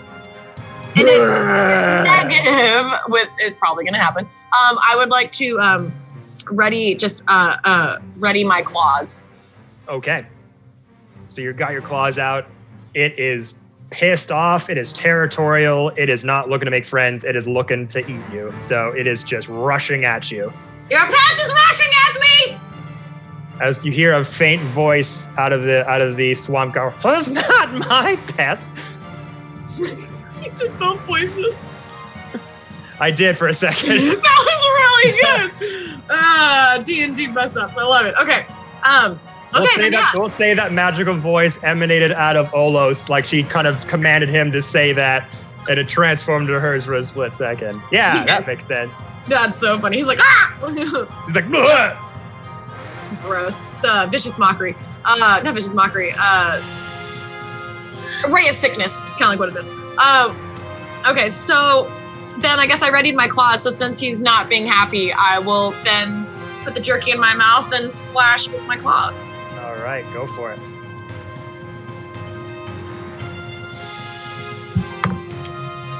Ooh, probably not good. 8 until a little 13 to hit. 13 for misses. Misses. As you kind of get your claws ready, you're like, and this thing is just towering over you. But again, size never matters in your battles. You're just like, quickness is the most thing. You just kind of side, kind of lunge at it with your fox speed in this huge leap as this huge hulking manticore with this broken wing, so it can't fly, but it just pounces off the ground where you jumped at it, just slides down, growling very loudly. Okay, my bad. All right, now it's Olos Big Bottom's turn. And oh, the things he can do. Do. What are you worth? All right, so he's kind of like just sitting there. I'm not really. Okay, I'm not very good at fighting. I haven't been in that many battles, okay? But look, but I can be the best cheerleader for you, okay? And he kind of reaches into his back pocket and pulls out a harmonica and goes, Yeah, get him, Fox! Manticore going down! Fox is really sweet! Manticore's really dumb! and gives you an extra D6 to an ability check, attack roll, or saving throw. Fun. All right. Now it is the Manticore's turn. And he has multi-attack and can make 3 attacks against you. Of course he can. So he is going to kind of, standing around you for a moment, circling around you, kind of surveying its prey. And it kind of looks like he's going for a pounce, but you see this massive tail behind him kind of swinging back and forth with all these spiked barbs on the end of it, kind of like a bat wrapped in barbed wire. And as he's kind of like looking at you, waiting for you to make a move, it just goes, and these spiked little tendrils, or these spiked like dagger-like porcupine shards fling at you. And it's going to be 3 of them coming at you. So the first one is 14. Miss. Second one, 22. Ah, damn it. Third one, 15. Miss. All right, so only Not one of them bad. hits. Not bad at all. Oh, out of the thing. It's 10 points of piercing damage. As you're able to just use your nimble fox-like body to get out of the way, but just that third one just hits you right in the calf muscle. You're kind of spinning around to get out of the way. This one you just didn't see coming lobs down. And it's really big compared to your body. It might as well have been a spear that just lodged you into your calf muscle. So gotta watch out for those. But back at the top of the round, what would you like to do? Alrighty, well. Keep fighting dogs, I realized. I'm technically a cat person, so this is kind of like evil in a way. Okay. Body of a lion that's cat. Oh, well, either way. All right, so let's... I haven't used this one yet. Let's do a... bonus action, I'm going to turn back on. Are there any stones or rocks or objects or anything near me? Bones of his food, literally anything. Well, there any bones or food or anything? Anything that's smaller than this. Smaller than this. Yeah, you can note there's some rocks around because you're kind of in this, there's some vegetation and trees on either side, but there's also kind of swampy area. So there are definitely some rocks, some bones from kills from travelers that have come through here. So you could definitely pick up one of those objects if you need to. Okay, then I'm gonna bonus action magic stone. It's up to 3 rocks near me essentially. And then I'm going to cast Spirit Guardians. And because I am of evil nature, a fiend will show up, not a spirit or fairy, because I'm bad to the bone. So, Spirit Guardian, I need a wisdom save, 18 from you. Okay, I can do that.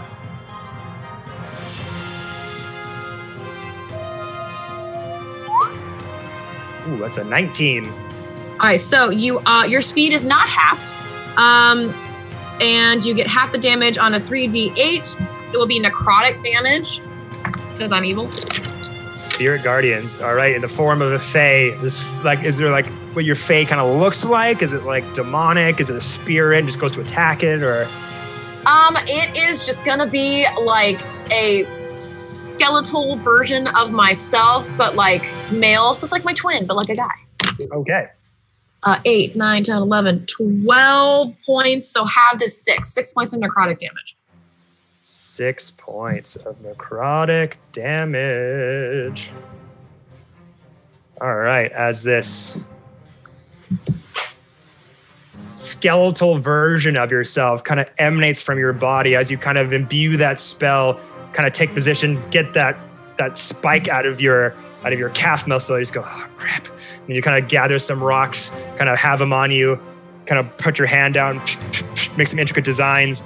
And then as you kind of put your hand down, kind of signaling a command, this spiritual skeleton just comes out of your body, sort of stepping on front of you, and kind of like an evil version of yourself, and just like runs at the manticore and starts slashing at it with its claws. But again, the manticore is so big, is able to just kind of like swat it out of the way and doesn't make as much purchase as you thought it would, but definitely got some scratches and some necrotic sort of scars are on its body as these little dark purple marks are very visible. So good job there. Yes. We come to Olos, the lovable fat bottom girl. Makes the rockin' world go round. All right. They gave you a D6 as a reaction. He is just going to kind of follow suit with you and just kind of like looking at you doing all this awesome stuff, and he's just like, he feels a little bit emboldened, like, oh shit, maybe we can actually do this time. He's like, hey Manticore, what the hell are you anyway? Are you a dragon? Are you a lion? Are you a fucking sheep? You're stupid, it shouldn't even goddamn exist. And he's just like shouting insults at him as he does his satirical song action. Even better than vicious mockery. The Manticore has to roll a wisdom save. Ooh, that's not going to do it. That's a 10. So now he's going to take a D4 of psychic damage. Takes 3. So 3 points of psychic insult damage. And he has disadvantage on the next attack roll before the end of his next turn. Which is going to be now. Yeah. So, after hurling that magical insult its way, just kind of looks at him like, just like, I know what I am, I'm awesome. And just like, starts rushing towards you and is going to make a multi-attack, 1 with the bite, 2 with the claws. He's going to rush at you with the claws here. First one is 18 to hit. No. Second claw, 12 to hit. Nope. The bite, 15 to hit. No. So just 1 claw makes purchase. Ha! 1. Cool. So altogether 4 points of piercing damage as the Manticore, again, with its hulking big frame, is just slightly too slow for your fast, nimble body as you just pounce around and duck and dodge, using your Spirit Guardian form to try to confuse it and take its gaze around as just pouncing, trying to lash at you, spiked tail whipping around, and just boink, boink, like jumping off the trees, doing backflips, just nimbling all around, except for 1 claw just rakes your back as you just misjudge the jump a bit too far. And just gets you, fall in the mud, sliding over, but picking yourself back up. So rude. Okay, so Spirit Guardians is whatever that is, where you keep it up. Concentration. So I rolled a 15 on the die. I never understand the concentration rules. What do I need to roll to make sure it's still up? So you should have a DC for the spell, no? You should have like a concentration. Okay, so it would be my 18, right? Because that's my spell to keep it up. That seems different. That seems wrong. I think it's the con save. So if I had a con save to get charmed or the effect to happen, I think it's the same DC for you to keep it up. Okay, and mine's 15. I rolled a 15. I don't even have to add my 2 to it. Okay, cool. So that is still up. To my knowledge, he gets his own turn. I think it's just another save. Okay. Hi. How do Spirit Guardians work again? Spirit Guardians. Like it's up and it's my turn. So do they go on my turn? No, the Spirit Guardians just protect you all around. Anything that enters the area or starts its turn in the Spirit Guardians gets hit. Okay, so at the start of his next turn, it'll do something again. Yeah, so okay, if they start their turn within the Spirit Guardians, they take damage. Thank you, boyfriend book.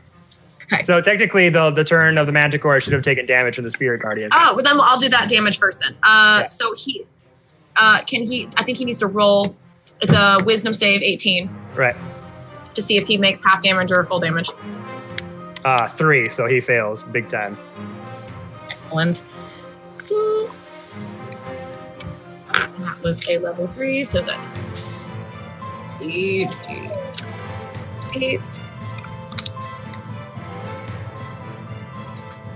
I have 8 points of damage. Ooh. What? Since you're evil, it's necrotic damage. Yeah, it's necrotic. I know. All right. He's like, you're evil. It's necrotic. I'm like, I know. Backdoor DMing. Gotta get it right. Okay. 8 points of necrotic damage. It's my turn again, so he is going to. I'm going to keep that concentration up. And I have a feeling he's going to. I have a feeling he's going to hit me at some point again. So I'm going to cure wounds myself again at a level 2. Okay. Actually, save that spell. I'm going to take one of my potions instead. Yeah, the potion of greater healing. You do have those. What's the dice? Is it a 6 or a 4? I think it's a D8. Let me just bring it up really quick.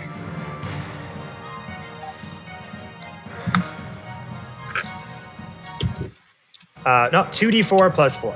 I figured. I was like, usually they're not that big. Always Supremes are really good. 10 points. Perfect. Got 10 points of health. I'm probably in the way of him, but I'm going to try to just back away.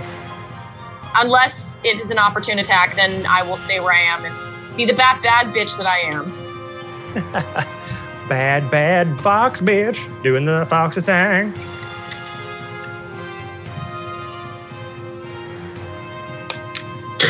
All right, that's my turn. It is. You go see all these wounds from all these claw marks and gash from your calf. You're like, oh god. And you're like, oh shit, the potion. Get it, bring it out of your satchel.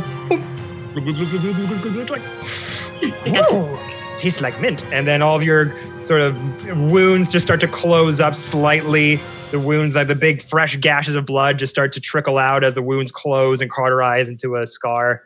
So you're good there. All right, so Olos, once again,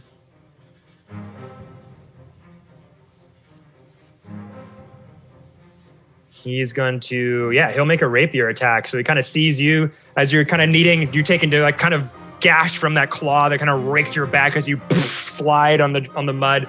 Kind of look at Olos and kind of, you can see that you're reaching for a potion as this thing's going, starting to walk towards you, and he just looks at you, looks at the manticore, shing, takes out his little toothpick of a rapier, holds it with both hands, and just starts waddling and just goes towards it, trying to strike it. And he is going to... Great visual. 19, so yeah, he definitely hits. So that's D8 plus 3. That's 6. 9 points of piercing damage as he makes absolute dead-on accuracy as he just waddles and runs forward this thing as the manticore is pouncing forward and is able to make purchase right through the chest cavity area of the manticore.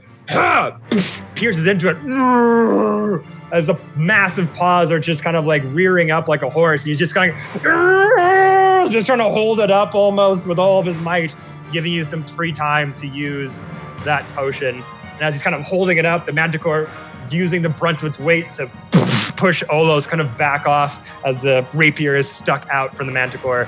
And now he's going to make some hits at Olos. But first, make a wisdom save of 18. Oh, shit. Natural 20. Ah, you're good. He breaks free of the spirit of the little spectral skull that's just bouncing around and swiping at him and hitting him with necrotic energy as the spirit guardian just dissipates. As he just has this new sense of just emboldenment and ferocity around him from being stabbed by the little Olos. All right, he's going to make his...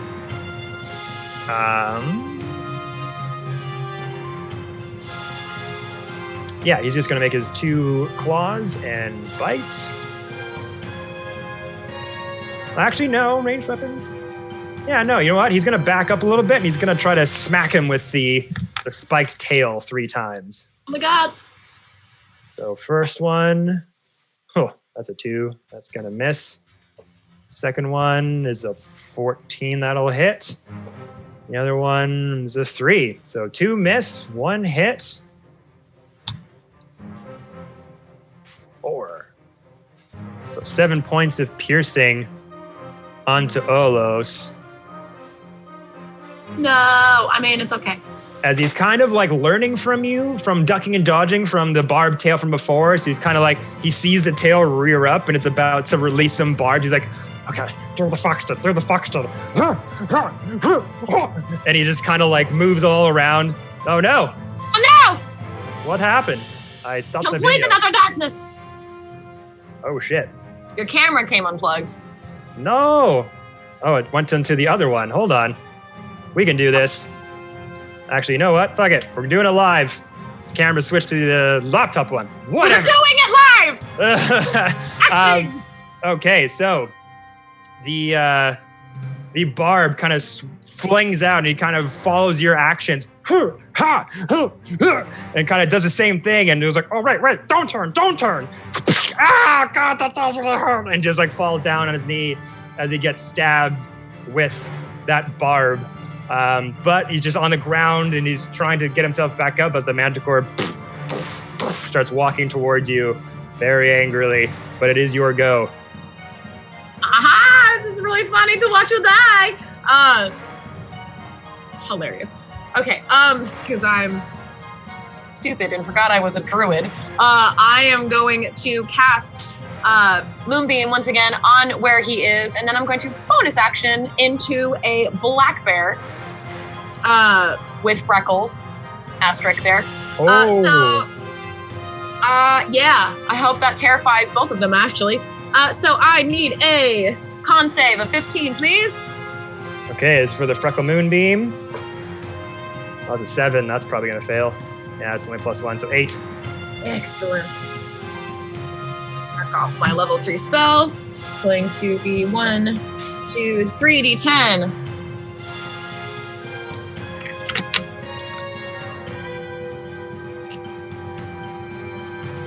Ah, 13, 14, 15, 16 points of radiant damage. Ooh. Gonna be on him, and then I will transform into a bear and roar. Ah! Animal violence taking place.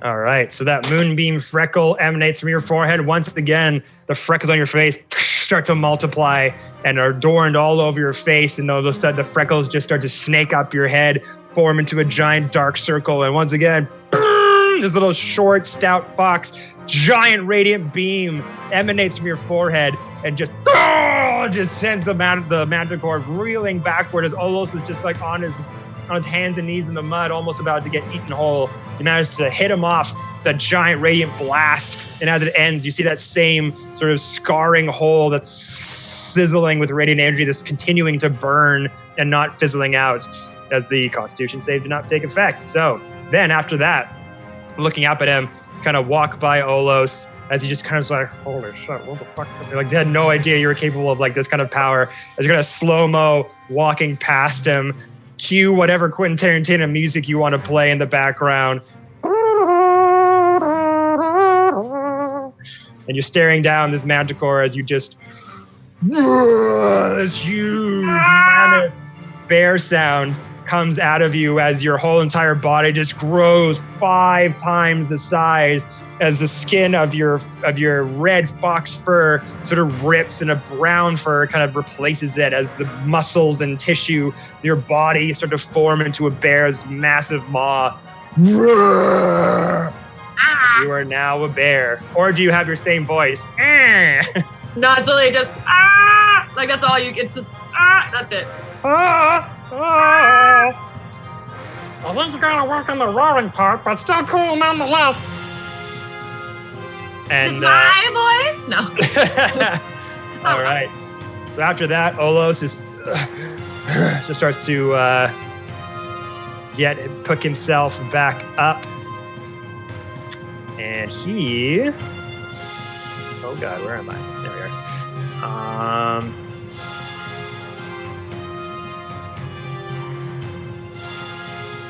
All right. Once again, he is going to kind of take the time to kind of rest and compose himself. Brings out harmonica. Fox turns into a bear. That was really sweet. Kick the Manticore's ass. But you gotta work on that roar. And then he is going to do another inspiring song to give you an additional D6 once again on your attack, saving throw, or ability check. Sweet. Oh no, sorry, he was doing satirical song. That is my bad. I was like, don't I have one already? And I haven't used it yet. You do already have one. So sorry, I meant satirical song. So he's gonna Because roll. Yeah. So I'm like, that's why he was being an asshole to the Manticore, because he would need to enact an asshole thing. Okay, so he's gonna make a wisdom throw. 7 again. So yeah, it's gonna take a D4 of damage, and that is gonna be just 2.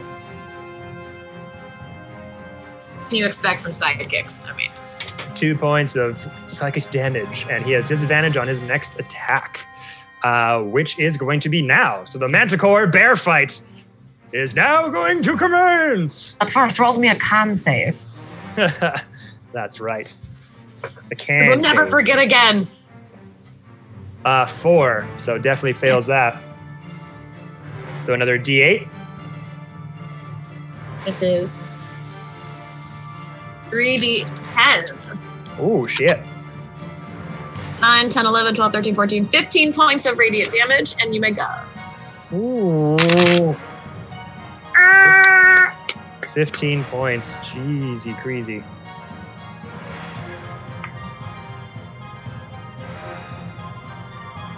So as the Manticore is kind of positioned itself with you, kind of circling around each other, your giant bear form on its hind legs,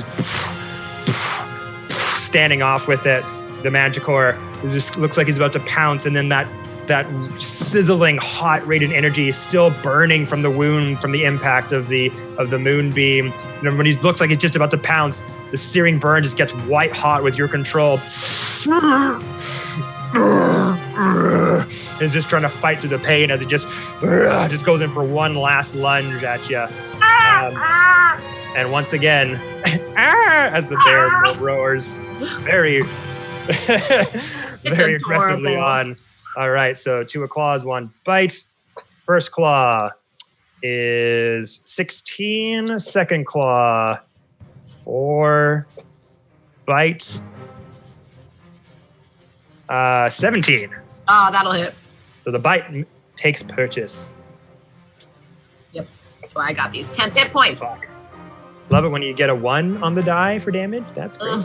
Plus 3, so 4 points of piercing damage as the Manticore kind of a little bit limping towards you as that burn is just, and the impact from the stab wound from the rapier as well is causing it to bleed profusely. It just kind of makes a swipe, and you're big, but there's a lot of you to make purges with. You're this huge hulking bear, so just kind of goes over 2 slashes, and once again just makes a big bite on your thigh, on your bare thighs. It looked like it was going for your jugular, then went all the way down, got a big meaty bite of your thigh, but again backed away as you kind of pushed it off from your leg, but it is looking really, really rough.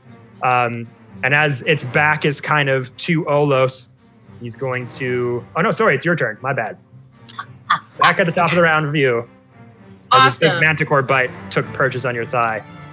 Cool beans. So the moonbeam is on wherever he's on. That's thingamabobber. And as a bear, it gets multi-attack, 1 bite, 1 claw. So I'm going to go with my claw first, and then my bite. Okay. 16, 17, 18, 19 to hit. That hits. Plus 2, 1d6 plus 2. So when she... Oh, wait. Claw is a d4, not a d6.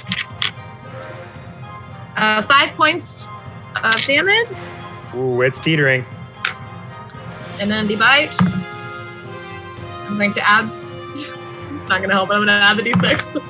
6, 7, 8, 9, 10, 11, 12 to hit. That probably doesn't hit. How do you want to do this? Yeah! I'm literally... So I'm going to get the claw, kind of make a little side mark with my eyes, like, haha, I can hit with the claw.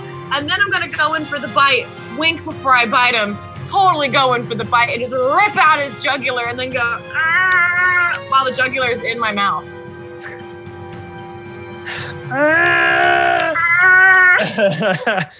So Olos is just taken aback from all this insane power that you're able to conjure from such a small form as the manticore kind of makes that last effort to bite at your thigh and kind of take purchase back, kind of leaning up. Your bear form just roars in the air in that way that you do, and it goes over and just bam, like a giant boxer just doing a haymaker to the manticore's face. And then you just, with your own bear form, boom, around, big, huge, bite mark on its jugular as you, much like Hulk smashing Loki from either side, you're just ripping this thing all over, smacking its body on a tree, smacking its body on another tree. You can hear the bones cracking, its spine snapping, this limp ragdoll body just going all over the place, bark flying everywhere. And as it just falls on the ground, you kind of take your two bare paws, one on its head, one on its body, and it goes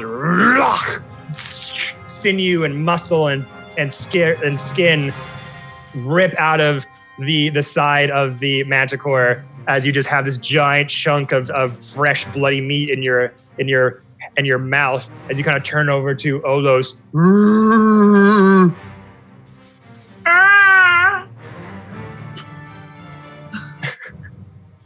And there you spit out the meat, and Olos is just, at this point, he's just like on his back in the mud as all that went on was just such an explosive array of aggressive energy. He's just shaking in his boots, quaking as in your bear form. So in bear form, I cannot speak, but I am going to I'm going to turn off Moonbeam. There's no point in fucking having it on anymore. Plus it should be gone after a minute. Or no, 10 minutes, just kidding. So I'll spit out the piece of manticore that I have in my mouth, and then just kind of like do like a bear smile, and then turn and just start bear forepaws walking toward the cabin. All right, so that sort of like slight muffled visage of what could be some sort of cabin off in the distance. This big bear, you go off your hind legs, and like these big bear paws going through the muck. Olos is just watching you go by, goes, Holy Jesus Christ. and just kind of gets up and just, I guess I'm following her. What do I do? She's a bear? She can eat me? She's still her, right? I think she is. and then just notice that you're going farther and farther. Oh, just kind of like sees the manticore, just like blood pooling in the mud and dirt underneath. Goes, fuck this, and just kind of walks closely towards you because there are dangerous things in the swamp. He does not want to die. So get yourself out of that area, slaying the manticore. Very well done. And we come to Myrese's hut. Bringing up this pod right now. All right, so you see before you a massive giant's skull that has been repurposed into a quaint home with a small mushroom garden and a fish pond out front. And you will notice that Myrese, or at least a form of Myrese, is standing in front of the house. And is just standing there at the hut being like, well done. I don't think I've ever seen a fox transform into a bear before. That was something new, eh? And just kind of, Olos is just still like very frightened and like looking behind to make sure nothing else is like trying to kill him.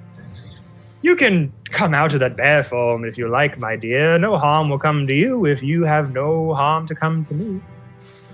I will walk closer in bear form because I called out for her and said, your pet is about to kill me, and she did nothing. Therefore, I'm going to walk forward and growl at her with intimidation. Kind of get her that bear, that squeaky bear. Well, I can tell you that if you want to roll an insight first,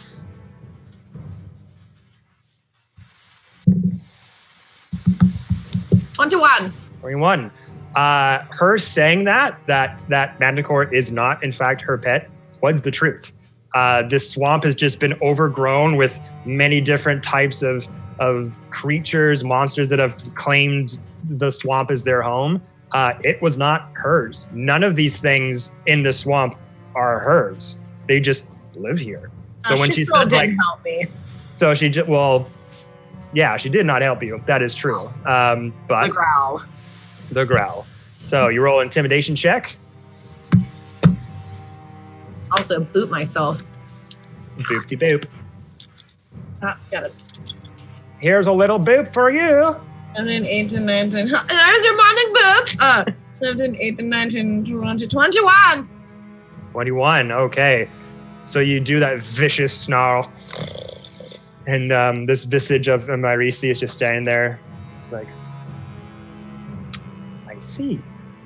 Well, you have to understand, my dear. Most people who come here are trying to kill me. So you have to just understand that I was only being cautious, and the fact that you got this far says a lot about your character and your ability. I would very much happily show you the drow and explain to you everything that's gone on. I am not here to harm you if you are not here to harm me. I am not a malicious person. I'm going to take my big bear body, stand on all twos, and then just plop on my butt as if I'm waiting to hear her story.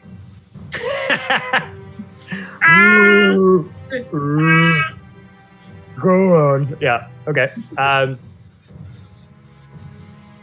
So she's just like, you sit there, just like, come on, explain yourself. She then, all right, she kind of waves her hand, and like these vines and wood-like structure kind of grows out of the grass around her into this kind of wicker chair that kind of emanates from the ground as she kind of takes a seat in front of you as well. She says, I hope you aren't another hero looking to vanquish an evil hag, because if you are, I'm afraid you'll find neither a hero or hag here. No. See, fate smiles upon us because I've been waiting for someone to help me escape this place and find a safe haven for myself and a special child. I do not know who the drow infant is. I only know that they are destined for a great purpose, and whether it is good or evil, I cannot say, but I shall do what I must to see him raised good. I smell some drama, I say in my head. I smell some drama that I could cook up for some fancy pants boy. Or When you arrived here, you found the Journal of the Last Traveler. You know of Gilgar the Defiler. If you help me defeat him, we can escape to find safety far away from this place. The child I speak of, the drow infant I found him crying deep within the legendary lost mine of Fandalver. I believe I was destined to find him. And I also believe you were destined to find us. Interesting. I can't say anything out loud. So this is all in my head, by the way. There's no ers or anything going on. Okay, this makes me want to think that I'm going to fuck off Fancy Pants by beating this one guy. And then, let's see, I'm going to pop out of bear form, crisscross applesauce on the ground. Just, how about I make you a deal? Oh, deal? Of course, I am Gypsy. We like to trade and do things for each other. While I do not forgive you for not helping save my life from Manticore, I had to use one of my slots of animals, which is not cheap every day, thank you very much. But if I help you destroy this Defiler, which is a horrible name, if I help you destroy this Defiler, you will help me create skull that looks like baby head. I could present said skull to Fancy Pants or the person who hired me to do this, and you can be on your way. As long as I know where you're located, then we will keep this treaty among us as friends, yes. And I will forgive you for almost killing me, or almost letting me die. Well, it is peculiar that whoever sent you would want a skull. Most want the baby alive. I'll tell him that it was out of my control. I see. So I conjure you a drow infant skull, and you'll help me with my problem? Of course, I am a fox of word. Fair enough.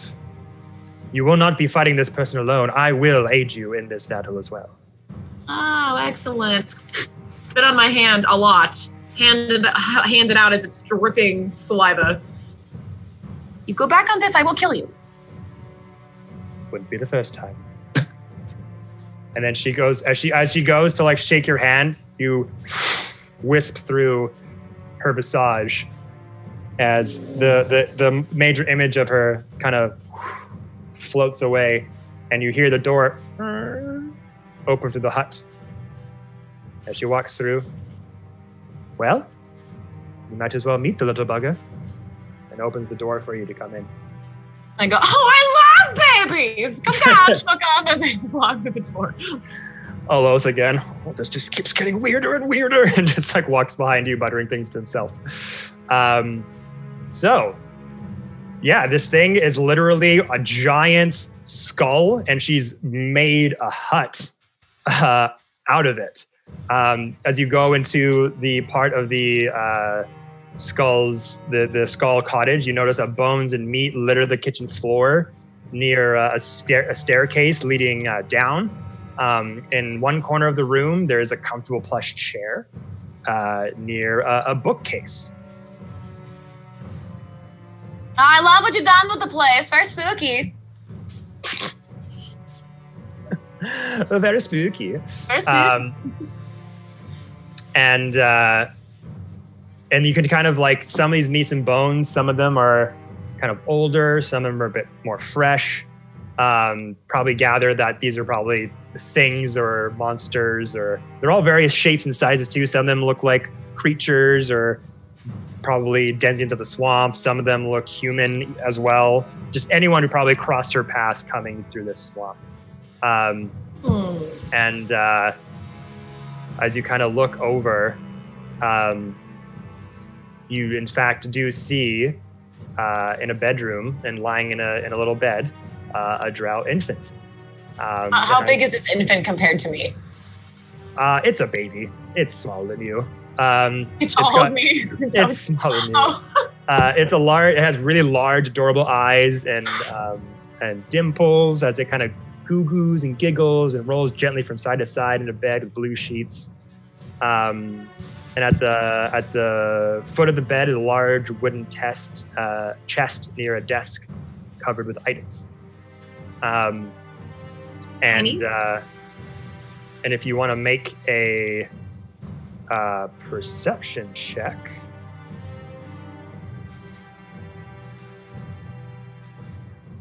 Oop.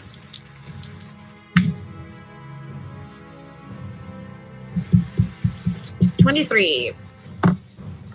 All right, 23. You can surmise that they're looking at that chest. You kind of see, kind of at the edge of the chest, there seems to be like a little line on the floor around it. It's kind of off, just ajar from hiding it, but you can kind of make out there's a little like trap door near that chest. Mental note. Cool. Is there anything shiny on the desk? I have to play with the character. The items, there aren't a lot of, there's nothing of major use. Like there's just kind of trinkets, like writing materials, items for the baby, like rattlers and things like that, made out of the bones of creatures that she's killed. Normal. But that's about it.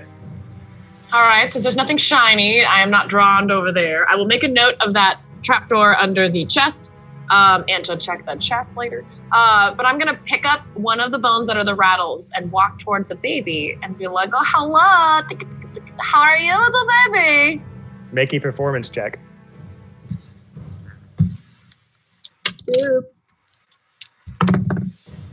18, 19, 20, 21, 22, 23. 23. So yeah, you rattle a little bone rattle. The baby and just starts laughing and giggling, just trying to bat at the little rattler. As I'm shaking it now. As you kind of hop on a chair. Business. All right. I have them locked up in a tower nearby, and they seem to be tied to this magical fog business that's been trapping here for some time, but I'm ready for a go for a round or two. And she kind of cracks her bones. You ready as well, little one? He's just standing there with his rapier out like, oh God, not again. And as that, she starts waving her hands. This kind of sickly green fog emanates out of her being as she looks at the drow elf, at the drow little baby. Is like, I'll be right back, little Snookums. And then the smoke kind of fills the cottage room as you can barely see in front of you now, as all this green smoke is pillowed all around you. Almost, and it feels like you haven't even changed locations as the smoke fills your whole vision. You look around, all you can see is green smoke. Then as soon as the smoke dissipates, you are standing in the swamp again, looking at this tower that's kind of half sunken into the mud. And as the green hag beside you, Olos beside you, it's just like, I have them locked in there for some time. My magic has been keeping them at bay, but I'm not gonna lie, this could get a little ugly. Are you ready? It might be too late for me to ask. Do you know how to heal? It's been a while. You? And then looks at Olos and says, I can heal. Okay, well then both of you, or one of you, or I guess none of you, then I have to do it myself. But anyone who would like to boop or heal me, that would be great, and then I will be ready for things. Okay, and as the three of you kind of ready yourself, she kind of goes over to the latch on this sort of sunken tower that's kind of off in a diagonal, and this latch is on the door. It goes, and the door opens up, and the mud kind of slaps open, and you see this, and that's where we're going to end the session. Oh, it worked. I'm allergic to this. Oh no! I'm a ginger, it happens. All right, guys. So yeah, that's where we're gonna end the session there. Because I know we wanted to make this a little bit shorter. I didn't want to make another battle go on for another while because that's kind of a big battle that happens at the end there. Yes. But again, thank you so much at Freckled Hobo for coming on to the first edition of the Insight Check Show. This has been the first, the sort of Twitch premiere of this concept, where I sit down with, your favorite TikTok creators, and we get to know them a bit better and play a one-on-one game of D&D. It's been awesome for Achaidh here to kind of, let herself know that she is definitely a part of the D&D community and has been for quite some time. So, if you didn't know before, secret's out, mother effers. I have a TikTok I'm going to release after this just for D&D with, have you heard the sounds that go, oh my God, I just really like your style. Do you? You know that one? Well, we have one where my friend compliments my D20 tattoo and he goes, do you play D&D? Yeah, I play D&D. Do you want to play D&D? And I go, yes, bitch. So that's going to be posted after this. Sick. That's cool. But yeah, thank you so much for sitting down with me. I really appreciate it. This is the first time we've ever actually one-on-one chatted to each other. No, we're internet friends. So now we are internet friends for life. And if you, those of you who've been watching this whole time, thank you so much for sticking in the chat. This video will eventually go on to the YouTube channel and will be on the Twitch VOD for 2 weeks. So if you want to share this with anybody, let them see it. That'll be on there. If you want to see Freckled Hobo playing her awesome Fox Freckle the Druid character, someone may or may not be playing as a special guest on a particular one-shot I'm hosting this Sunday at 11 a.m. PST in my Prince of Frost saga. So might want to tune in for that this Sunday, 11 a.m. PST.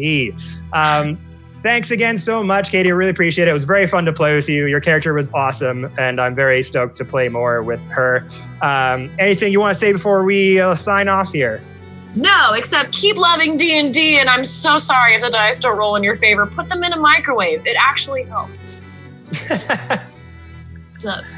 All right. Well, thank you again so much. You and I will talk separately after this. But yeah, guys, thank you so much for joining us. We'll see you again on the next Insight Check show next week, Wednesday.